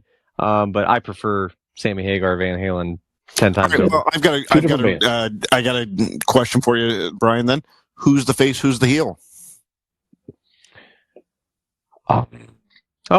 Coke knows David's the heel for sure, right? I agree with that. I agree with that. He's an easy, annoying bad guy for sure. Yeah, absolutely. He would have been like a great manager character as well. He would have been fabulous. Right. Welcome to the ring, David, the Cocaine Cowboy, Lee Roth. Yeah, I don't know where the Lee goes, if it goes before or after Cocaine Cowboy, but right. Iron that workshop it. Yeah. Nikolai. All right, my first match card, we're going to start it out here with an I Quit match. Ooh, I like it. And what better way to have a submission match than with two gentlemen who simply will not quit? Ladies and gentlemen, the I Quit match will be Mick Jagger versus Paul McCartney. These two gentlemen are still arguably, certainly not in their prime, but really in their own rights show no respect, no signs of slowing down here. So neither one are giving any type of showing their hand that they're in any mood to say I quit. So you've got, right? That's unstoppable force, immovable object, I quit match. Who takes it? We've got Mick Jagger, we've got Paul McCartney. Man, this could really go either way. On one hand, you could say Paul McCartney's a lot younger, as he died like in the 70s, and this is the replacement. I think that's what I've heard. That's right. That's right. Mick Jagger, though, I mean, you can't really argue against the stamina, like despite all the drugs and all the things. I mean, he's still going strong, very energetic. This is I'm kind of for my card here. I think I'm going to go similar principle with your David Lee Roth, Sammy Hagar. As a musician, I would say I like a little bit more of Paul McCartney's stuff when we're talking singing and different acts that he's done, different bands he's been a part of. But Mick Jagger's got that. If we're talking about a wrestling match and an I quit match, nothing is going to make Mick Jagger say I quit. So I think Mick Jagger probably pulls this one out. Yeah. So, but an I quit match is my first one. This could have easily been an Iron Man match too. Absolutely, yeah, for sure. Yep. And then the time limit is forever. Yes, right. Yeah. Well, those guys are going to have to die to stop. Right. That's true. Right. Absolutely. We might be going into next year's or years ahead's Music Mania before the match ends. But that's true. That was my first one. All right, Dean, what you got next? Good. All right, I'm going to follow it up. Well, very similar to yours, Nick, but this match is a little different because sometimes you need a title for the match. Sometimes you just need an old-fashioned family style grudge match.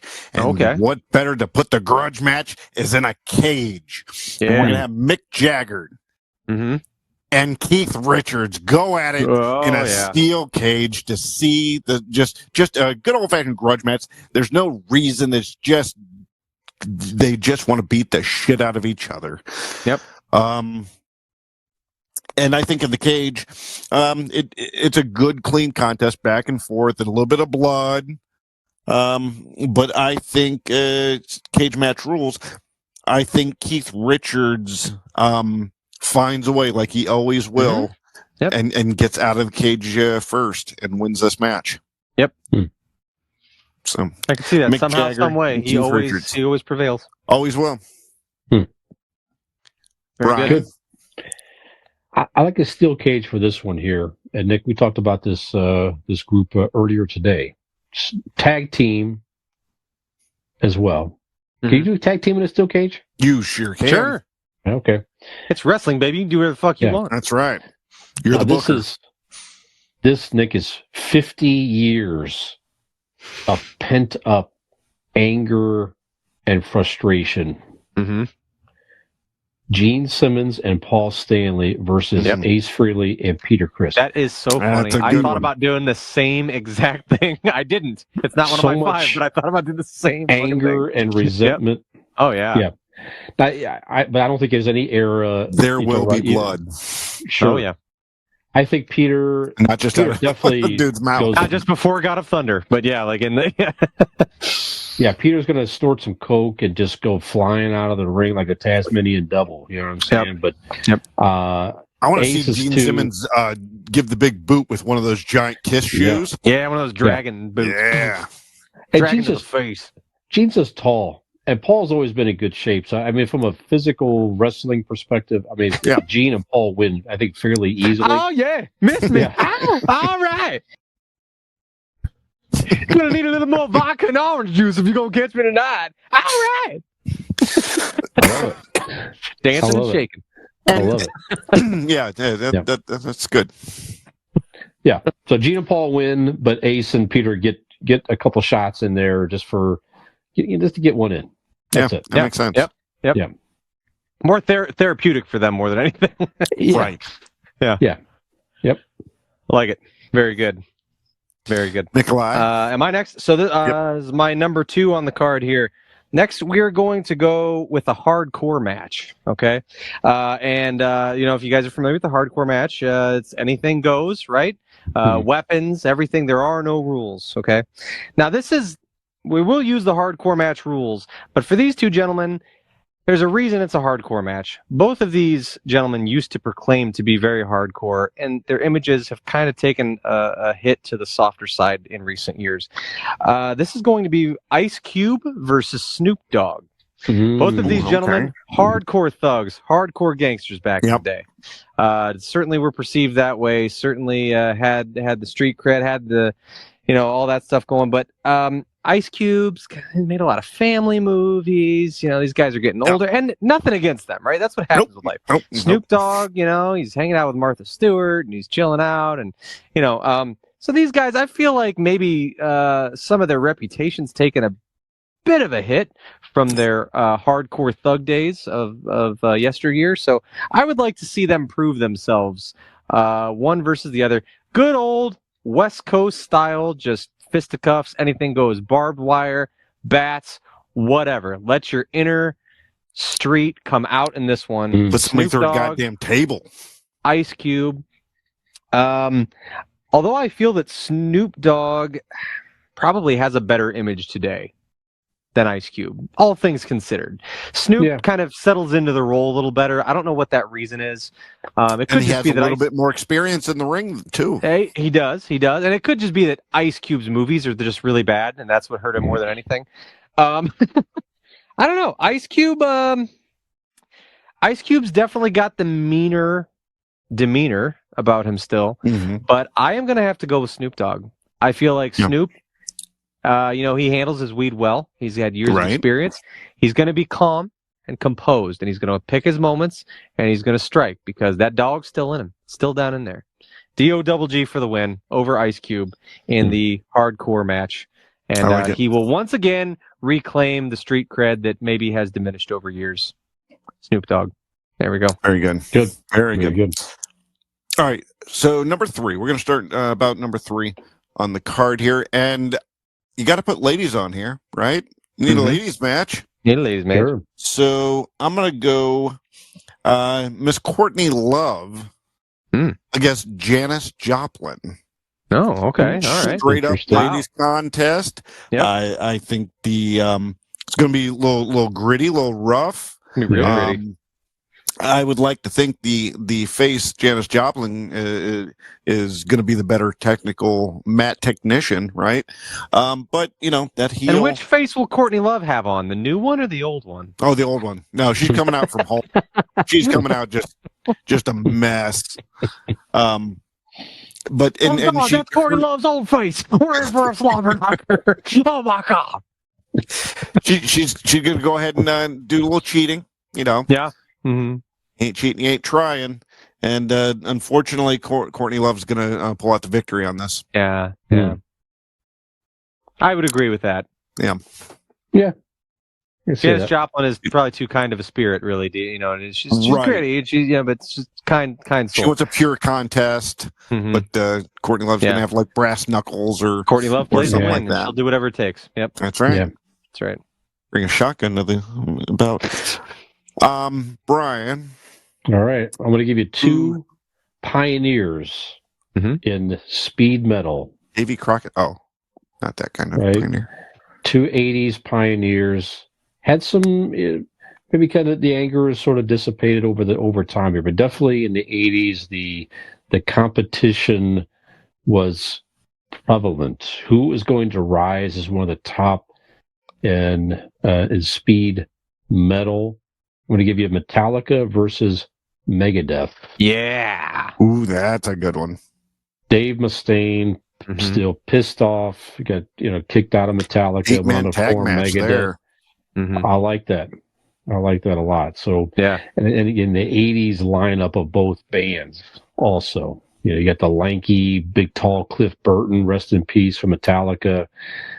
Yeah, so I think from a physical, I mean, looking at the band lineups back then, it was, I think Metallica just will overmatch Megadeth as of course, they overtook them in the music industry, although both bands are very solid. Both had very good albums throughout the years, most certainly. Both still I fucking love Megadeth. Playing and touring to this day. Megadeth could never achieve the level of Metallica in the music business, and I don't think that they quite went out in a physical wrestling match either.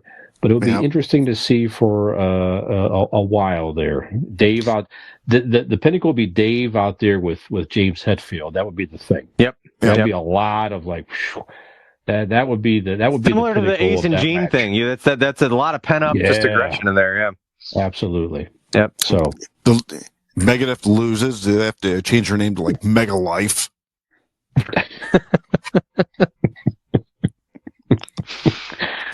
Nick, what do you got next?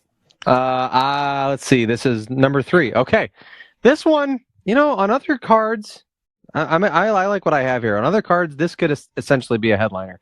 You guys have heard of tables, ladders, and chairs matches, right? The good old-fashioned TLC. Well, this is a TBG. Tables, blouses, gloves. Between Prince and Michael Jackson. There you go. That's right. These two are going to hype this up. I don't want to say duke it out necessarily. That's a main event anywhere around the country. They're going to do something like you've never seen before. It might not be your typical wrestling match, but you are going to see Prince and Michael Jackson. Let that marinate for a second. It's a spectacle. It's a spectacle. And Michael Jackson. That's why we have replaced ladders and chairs with blouses and gloves, because we got tables, we got blouses, and we got gloves.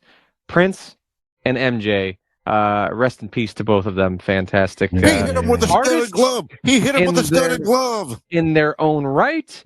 I feel, man, this is a blow for blow matchup, right? These two are in many ways mirror each other. Just the overall vibe. There's a lot of crossover fans, surely, amongst both of these. Man, this could honestly go either way. I feel, I don't know, flip a coin. I'm just going to say, in my own personal thing, that this comes right down to the wire, but essentially, the finishing move is the elusive moonwalk, which Michael Jackson, right when Prince thinks he's got him where he wants him, Michael Jackson moonwalks right out of place there and turns him into some. I don't say Michael Jackson throws him up in an RKO, and that's the most masculine thing that happens in the entire match. And Michael Jackson covers him up. 1, 2, 3. We're done here, Michael Jackson. But at the end, they both shake hands because it was a very respectful match and really could have gone either way. So we'll say Michael Jackson over Prince in the tables, blouses, gloves match. I originally had that, Nick. Did you? Yeah. And my ending was Prince, both, they fall out of the ring, right? Mm-hmm. And Prince just aloofly just kind of wanders around, kind of back towards the down the ramp, while Michael Jackson sees kids and is wants to walk towards that, and it ends in a double count out. Oh, okay.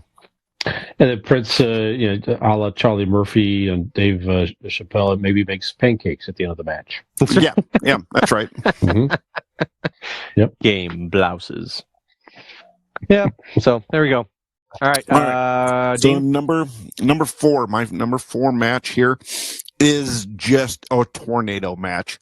Mm-hmm. There's no tagging. It's just all men in the ring at the same time. And you have a couple different generations amongst these guys. You have the Ruckus and Rowdy, AC/DC against Guns N' Roses. There you go. Mm. One is both are tearing up hotel rooms, all throughout their careers and just making a ruckus and a mess out of everything. Now they get to make a ruckus and a mess out of each other in the middle of the ring. It's pandemonium in the squared circle. It is a Donnybrook, I tell you, a Donnybrook. Very good. As wild and crazy as Axel and the boys are about tearing up hotel rooms and being dicks, I think the guys from AC/DC come from probably a tougher part of England where they're used to throwing fisticuffs. Australia. I'm sorry. Nobody comes from England there. No, I'm sorry. Australia. Well, you know what? Even better. Australia. Mm-hmm. They have to fight kangaroos and, that's and right. giant spiders. Everyone knows that's a rite of passage for every Australian. That's right. So our listeners in Australia. That's right. He does. So I give it to AC/DC. You can't lay a finger on Angus Young in his prime, especially. You wouldn't be able to catch him. No, he's running around you. He's kicking you. He's doing that weird little backwards kick guitar dance thing, and you just can't quite get a read on him. Mm-hmm. Yep. And the odd thing, Axl Rose played in AC/DC temporarily. If you do that or not. I did not know that. Yes. Doing a tour with them briefly. Yep. Well, that's fun. There you have it. All right, number 4, Brian. Now this is just like an entertaining. Sometimes it's just like two groups come out, and one is completely going to overmatch the other, and you wonder, is there going to be any surprise here? And no, but you enjoy it anyway. Who you firmly expect to win just wins, and you're just entertaining watching them win. Okay, so we're gonna just a quick, probably maybe a 30 to 45 second match, something like that. But the one that just prolongs it just for fun, right? Just I'm going to give you BTS. Who's the K-pop band? The kids with the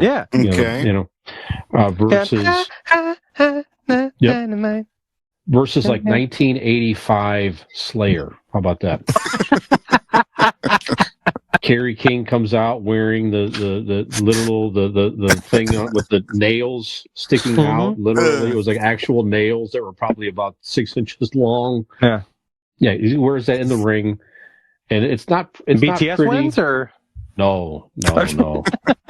No, this is not even. Slayer's way too angry and everything. It's just not. No, it's not even close. But it's fun to watch. For my honorable mention. It's fun to watch. Yeah, that out of all of these, that's the one I want to see. Really bad. Imagine that. Yeah. Yep. It could be Kerry King as Slayer just by himself. He could probably just handle it. As everybody is in the ring with Kerry King and Slayer. I'm not trying to stereotype at all, but what kind of martial arts do Koreans specialize in? Okay, because I just feel like maybe white guy with beer gut versus in shape Korean guy. No. But I guess those fellas didn't learn. Way too angry. Maybe not. Maybe not. Maybe not. No. No, you definitely want to mess with Kerry. You look at Kerry King, and even it's a guy just politely shake his hand. Hey there. How are you, sir? Yes, sir. Yes, sir. Yep. Mm-hmm. That's it. Very good. Nikolai. Yes. This matchup might be my proudest offering. This is for my tag team titles. here. We're going to call this, and this is a Nick original here. This is a Millennial Nick original. This is called a yin yang tag match. Okay, meaning that each of the tag teams are basically polar opposites of one another, and what it does is it causes you to conflict who you're rooting for, because each team has someone you want to root for and someone you might not want to. So in this tag match, we have the tag team of Dolly Parton. We love Dolly. We sure and do. Kanye West. That's her tag partner. We got Kanye and Dolly. Okay. Okay, it's tough. Tough rooting interest, right? All right. Problematic, but we love Dolly. She's so pure and wonderful, but that is her tag partner. They will be going up against the newly formed tag powerhouse of Kelly and Kelly. Kelly Clarkson and her tag partner, R. Kelly. Oh, man. We love Kelly Clarkson, but she's with the minor urinator. Yeah. Well, So problematic. It's tough. It's tough. There, we got some problematic gentlemen here and some really pure, sweet ladies. What have we? So the thing with Kelly and Kelly is, even though they differ greatly, on worldviews, I don't know if it's because their names match up and it's just such a good working name, but they've been a tag team longer. So they work together a little better. But is R. Kelly's finisher called the Hydrator? My God, he's gonna drop the hydrator on him. No, but at the end of the day, what prevails? Yeah, no one is getting hydrated today because Dolly Parton, the only female on this team, is much too old for him. So Kanye and Dolly are going to pull it out because at the end of the day, Dolly is too damn pure. Yeah. And as far as we know, Kanye never actually physically peed on or did anything to anybody. He just threatened to hurt people. So just on straight morality, if you can believe it or not, Kanye's team with Dolly Parton wins this one. They take the tag titles because Dolly never loses, baby. Dolly never loses. No, she never has, and she never will. No. So Dolly and Kanye for the win, but a valiant effort from Kelly and Kelly Clarkson, I like that. and R. Kelly. That's good. There we go. That's interesting. I love that. Yeah. It's a good bout. I like that. Thank you. Thank you. All right, boys. We are on to our main event of the evening. Ladies and gentlemen, real quick, guys, this has been fun. Before we go any further, we are on to our main events here. Personally, I mean, Brian and I don't watch wrestling like you do or anything like that, but I grew up with wrestling, and personally, I would just like to say, for the record, I enjoy doing these wrestling topics. I think they're a lot of fun. They're a little bit out of the, because wrestling is fun. Wrestling is silly, and it's supposed to be fun, and it's not supposed to be taken seriously, so it kind of allows us to do that. And I would just like to say this was a very fun topic, so I appreciate doing this. I always like the wrestling topics. It brings me back to my youth. And so now it is time for the main event round. So without further ado, the main event of Music Mania is brought to you proudly by our friends at RPM Bike Shop. That's right. If you're looking for a new way to get about town, or perhaps a new way to transport yourself from your home to, say, a friend's home who might be showing you WrestleMania, you could simply get into contact with our friends at RPM Bike Shop. They are located in Carrollton, Ohio, not too far away. All you have to do is give them a call, 330-808-7792, to speak to one of their fantastic and knowledgeable associates. You can also see the wonderful products that they have to offer you by going to their Facebook page. Just type in that search bar, RPM Bike Shop, or go to their website, rpmbikeshop.com, today to see what kind of fantastic options they have to offer you and cruise your way into the squared circle on your brand new electric bike from RPM Bike Shop today. So without further ado, main event round. Dean, let's get ready to rumble, baby. Who's your main event? Ladies and gentlemen, it is time for our main event. Now, my main event, boys, you have to go big, right? The main event, it's what the crowd wants to see. It's for the title. It's for the heavyweight championship. And is there a bigger heavyweight championship contender? Well, actually, I would call him not just the title holder. I call him the king. Mm-hmm. Elvis Mhm. Presley. Yes, sir. And his opponent, I really brought to this only for the simple fact of the spectacle of what Music Mania should be. You should have the lights, the entrances should be grand, and who would do a better grand entrance? Little Oh my Rocky. God. Elvis Presley against David Bowie. Oh, okay. All right. There we go. Oh, Nice. yeah, Physically okay. similar matchup. It's good. It's going to be a physical good fight, but the Mhm. entrances will be spectacular. Yeah. Sure. Right. Absolutely. It will be a good 30-minute bout, back and forth. But the narcotics and martial arts that Elvis has in his body, ultimately, Bowie comes up slightly short on this. Yeah. I agree with that. Yeah. And I can feel it in Elvis my body. Presley, It's coming out. that's right. That's right. And Elvis Presley takes the main event and retains the World Heavyweight Championship. Wipes the sweat from his brow That's right. Mhm. with his handkerchief, with his little scarf. Dun, dun, dun, dun, dun, dun, dun, dun, dun. They put the cape over him as he's leaving. He's sweating. The crowd going wild. The smoke clears. His music dies. And Howard Finkel gets on the mic. Elvis Presley has left the building. Mm-hmm. I like it. And Music Mania is over. Wonderful. Brian? I like the idea of Elvis doing like The Rock. If you smell, and I would pop the eyebrow. That's where he pops the lip. Yeah. Does the lip pop the there? king That's where he is the cooking. king is cooking. And since you're cooking, could you give me one of those peanut butter and banana sandwiches if you could? Oh, he'd Right been after. great, like a manager or whatever. Oh, yeah. Something. He would have been fantastic. Yeah. They basically did Elvis as a wrestler with the Honky Tonk Man. That Honky means, Tonk Man. Right. Yeah. I'm cool. I'm honky. I'm bad. Oh boy. Brian. All right, so this is not both these gentlemen have on other cards as well, right? But I like this matchup one versus the other. Now these are two guys that were actual friends in the 80s, and the one just completely fucked over the other one at a level of Dean and Kevin Spacey. Unprecedented, just fucked overishness or whatever. No, we're still cool. Yeah.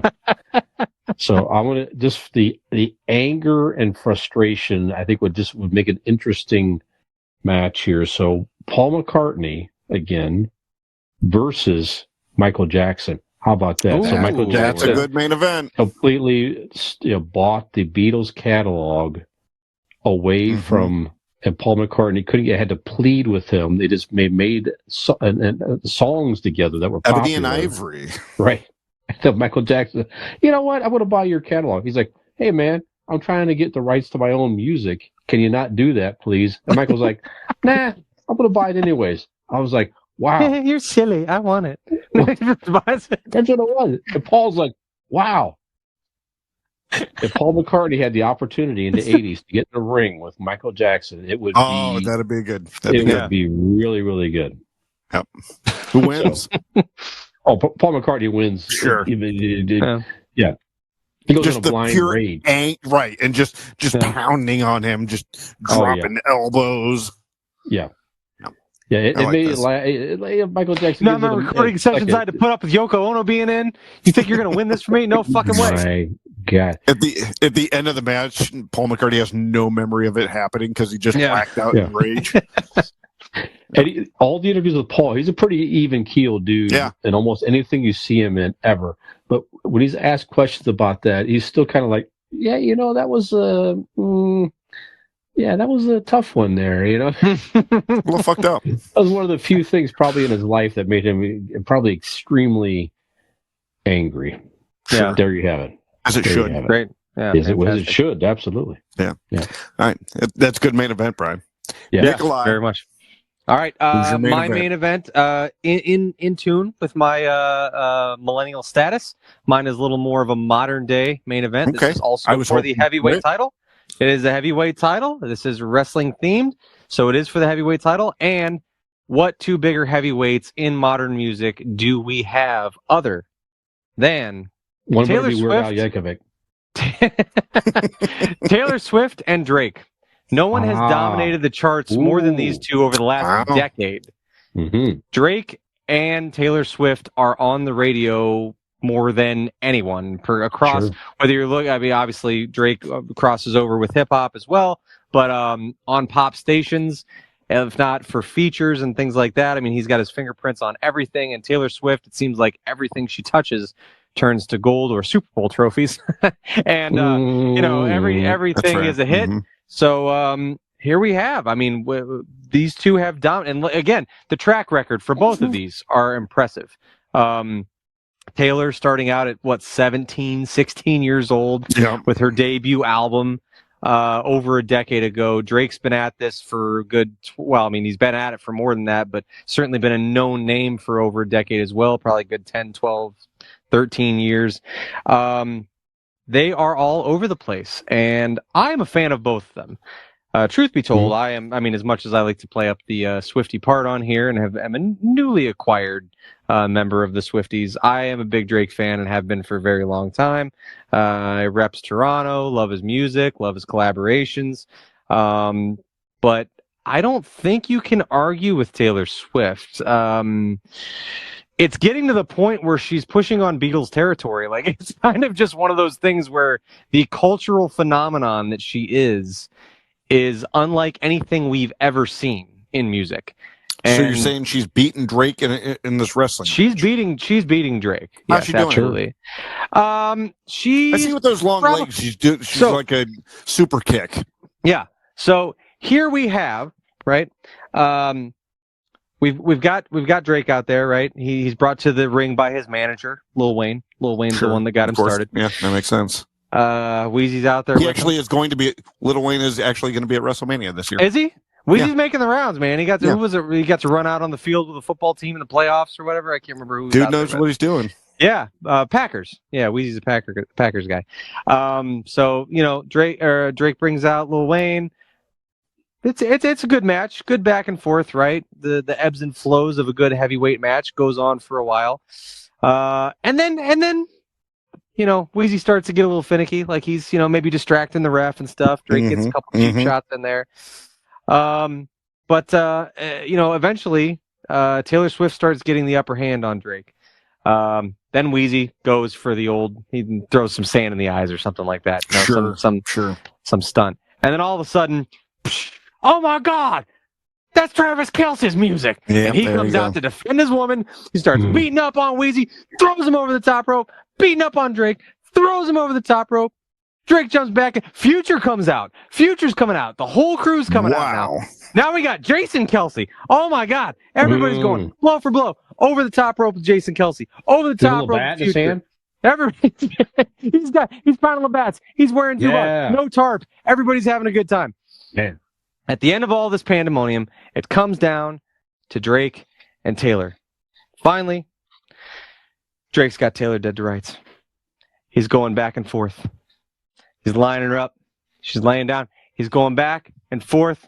Lines it up. The people's elbow does the slide, does the stop. He's getting ready to drop, and Taylor comes up with the choke. Stops him dead in his tracks. Stands up like the fucking Undertaker and choke slams him down. Taylor Swift for the win. Covers. 1, 2, 3. Drake is down, and just like that, the fates have turned. Taylor Swift, unbeatable. Doesn't matter if you think her career is over because she strayed away from the country music scene. That hand still comes up. She's got a grip on the music industry. She's got a grip on your daughters, on your children, on their ears, on the future's ears. A grip on Taylor a Kelce dick always rises to the top. Taylor Swift for the win. And she walks away victorious, holding the title above her head. Taylor Swift. There you go. I love it. Great detail. Yeah, thank you. These were these were fantastic. They were. It was fun. Music manias, gentlemen. Yeah. Well done. Yeah. Very good. But I think we went ahead and solved the world's problems tonight, didn't we? I think we did. All right. And I think we can I all agree agree. that like the legacy picks, right? I feel like when in doubt, we all Mhm. came up with like really clever, good matchups. Yep. But obviously, I mean, it's like I feel like it's only fair that it goes the way the music goes, right? After all, this is Music Mania. You got your Paul McCartney's, coming out on top. You got your Michael Jacksons and your Taylor Swifts and Slayers. So Metallica as well. So got some good picks in here. Did anybody have any prelim matches, so to speak? And any I had some of the honorable one, mentions? and it's odd. I said it while he was doing it, but honest to God, I forget what it was, but like it was the Kiss one. I had it. I was like, it would be funny, like an Ace and Peter versus Paul and Gene, just for that simple fact of all the animosity and that is felt between those two of the original members of Kiss. So that was one that I initially had down. I had a strap match of Johnny Cash against Bruce Springsteen. Oh, okay. A leather strap onto each other's arms, and they just beat the shit out of each other. I like that. That's good. I just thought of one just now. How about Barry Manilow? I mentioned his name, Liberace. How about that? That'd be interesting. Yeah. Yep. That'd be in my head. I I was trying to formulate some, and I had the Gibbs brothers. I wanted Barry and Robin to go against somebody, but I couldn't think of anybody that was a formidable match because they were just going to. That was my problem too. Yeah, because I had the Bee Gees was my original when I thought of this. I just couldn't figure out who to put them with. Yeah. I kept going back in my head to Jimmy Fallon's Barry Gibb as being like, I will rip off your hands and beat you to death with them and wear them like boxing gloves. Like I was just like Barry would just go ape shit. He'd just go fucking ham. Yeah. How about the Bee Gees with Andy Gibb? They're against ABBA. How about that? Okay, that's good. I like that. Yeah, I like that. Yeah. That's probably the matchup. Get back here, you Swedish fox. I had James Taylor against Bob Dylan. Yeah, one of the slowest matches. That's right. Yeah, right. Just keeping it cool. Mm-hmm. So Bob Dylan gets thrown, to bounce off the ropes, and it takes a good 3 minutes for him to get back to it. Yeah. Oh, sure. Yeah. And that's the bottom line because Bob Dylan says so. Yeah, it's I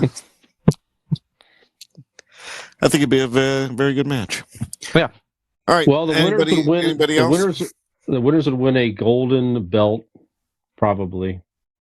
That's right. R. Kelly pops his head back in from the tag match. Golden shower, golden belt. Go away. Golden belt. Go. We'll get out of here. Right.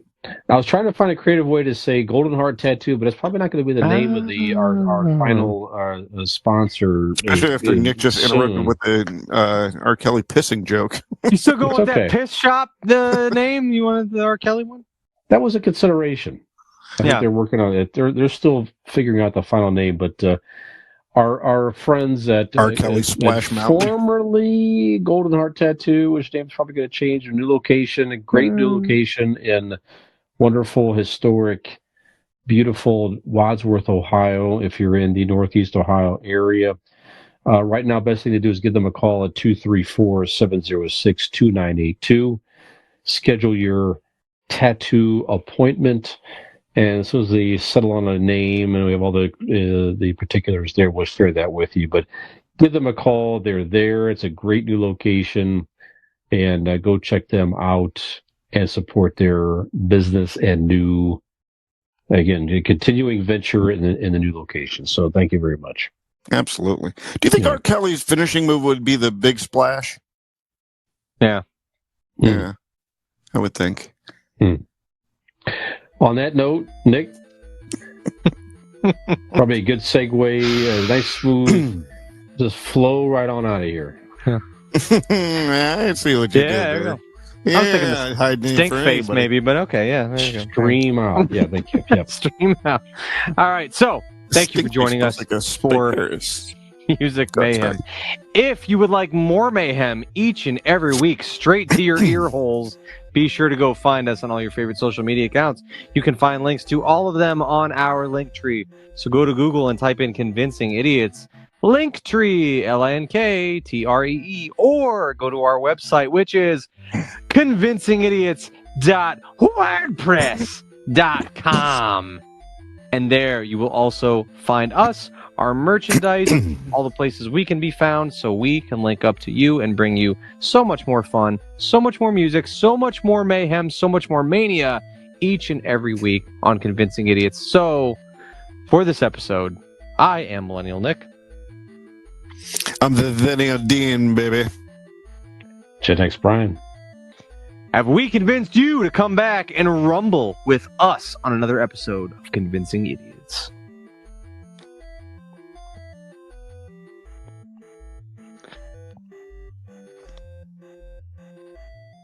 Hey there, if you like that video, or if you just like to watch us make fools of ourselves, please like and subscribe to this channel. We really appreciate it, and we hope to see you back here.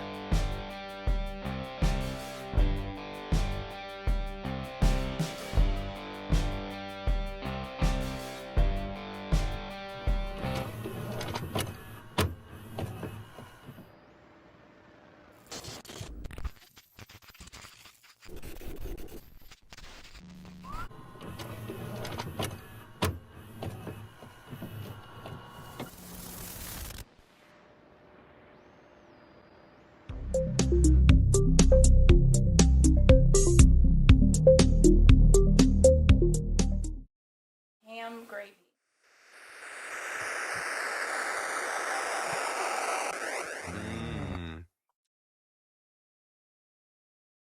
So much more. And for our final segment, we will be discussing Music Mania. With WrestleMania on the horizon, we are going to be discussing our own personal wrestling cards of musicians. Stick around all the way to the end to Music Mania. So without further ado, one episode.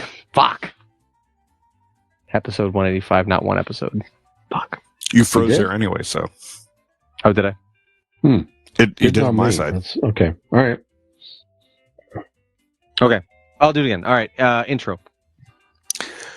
Intro for 185.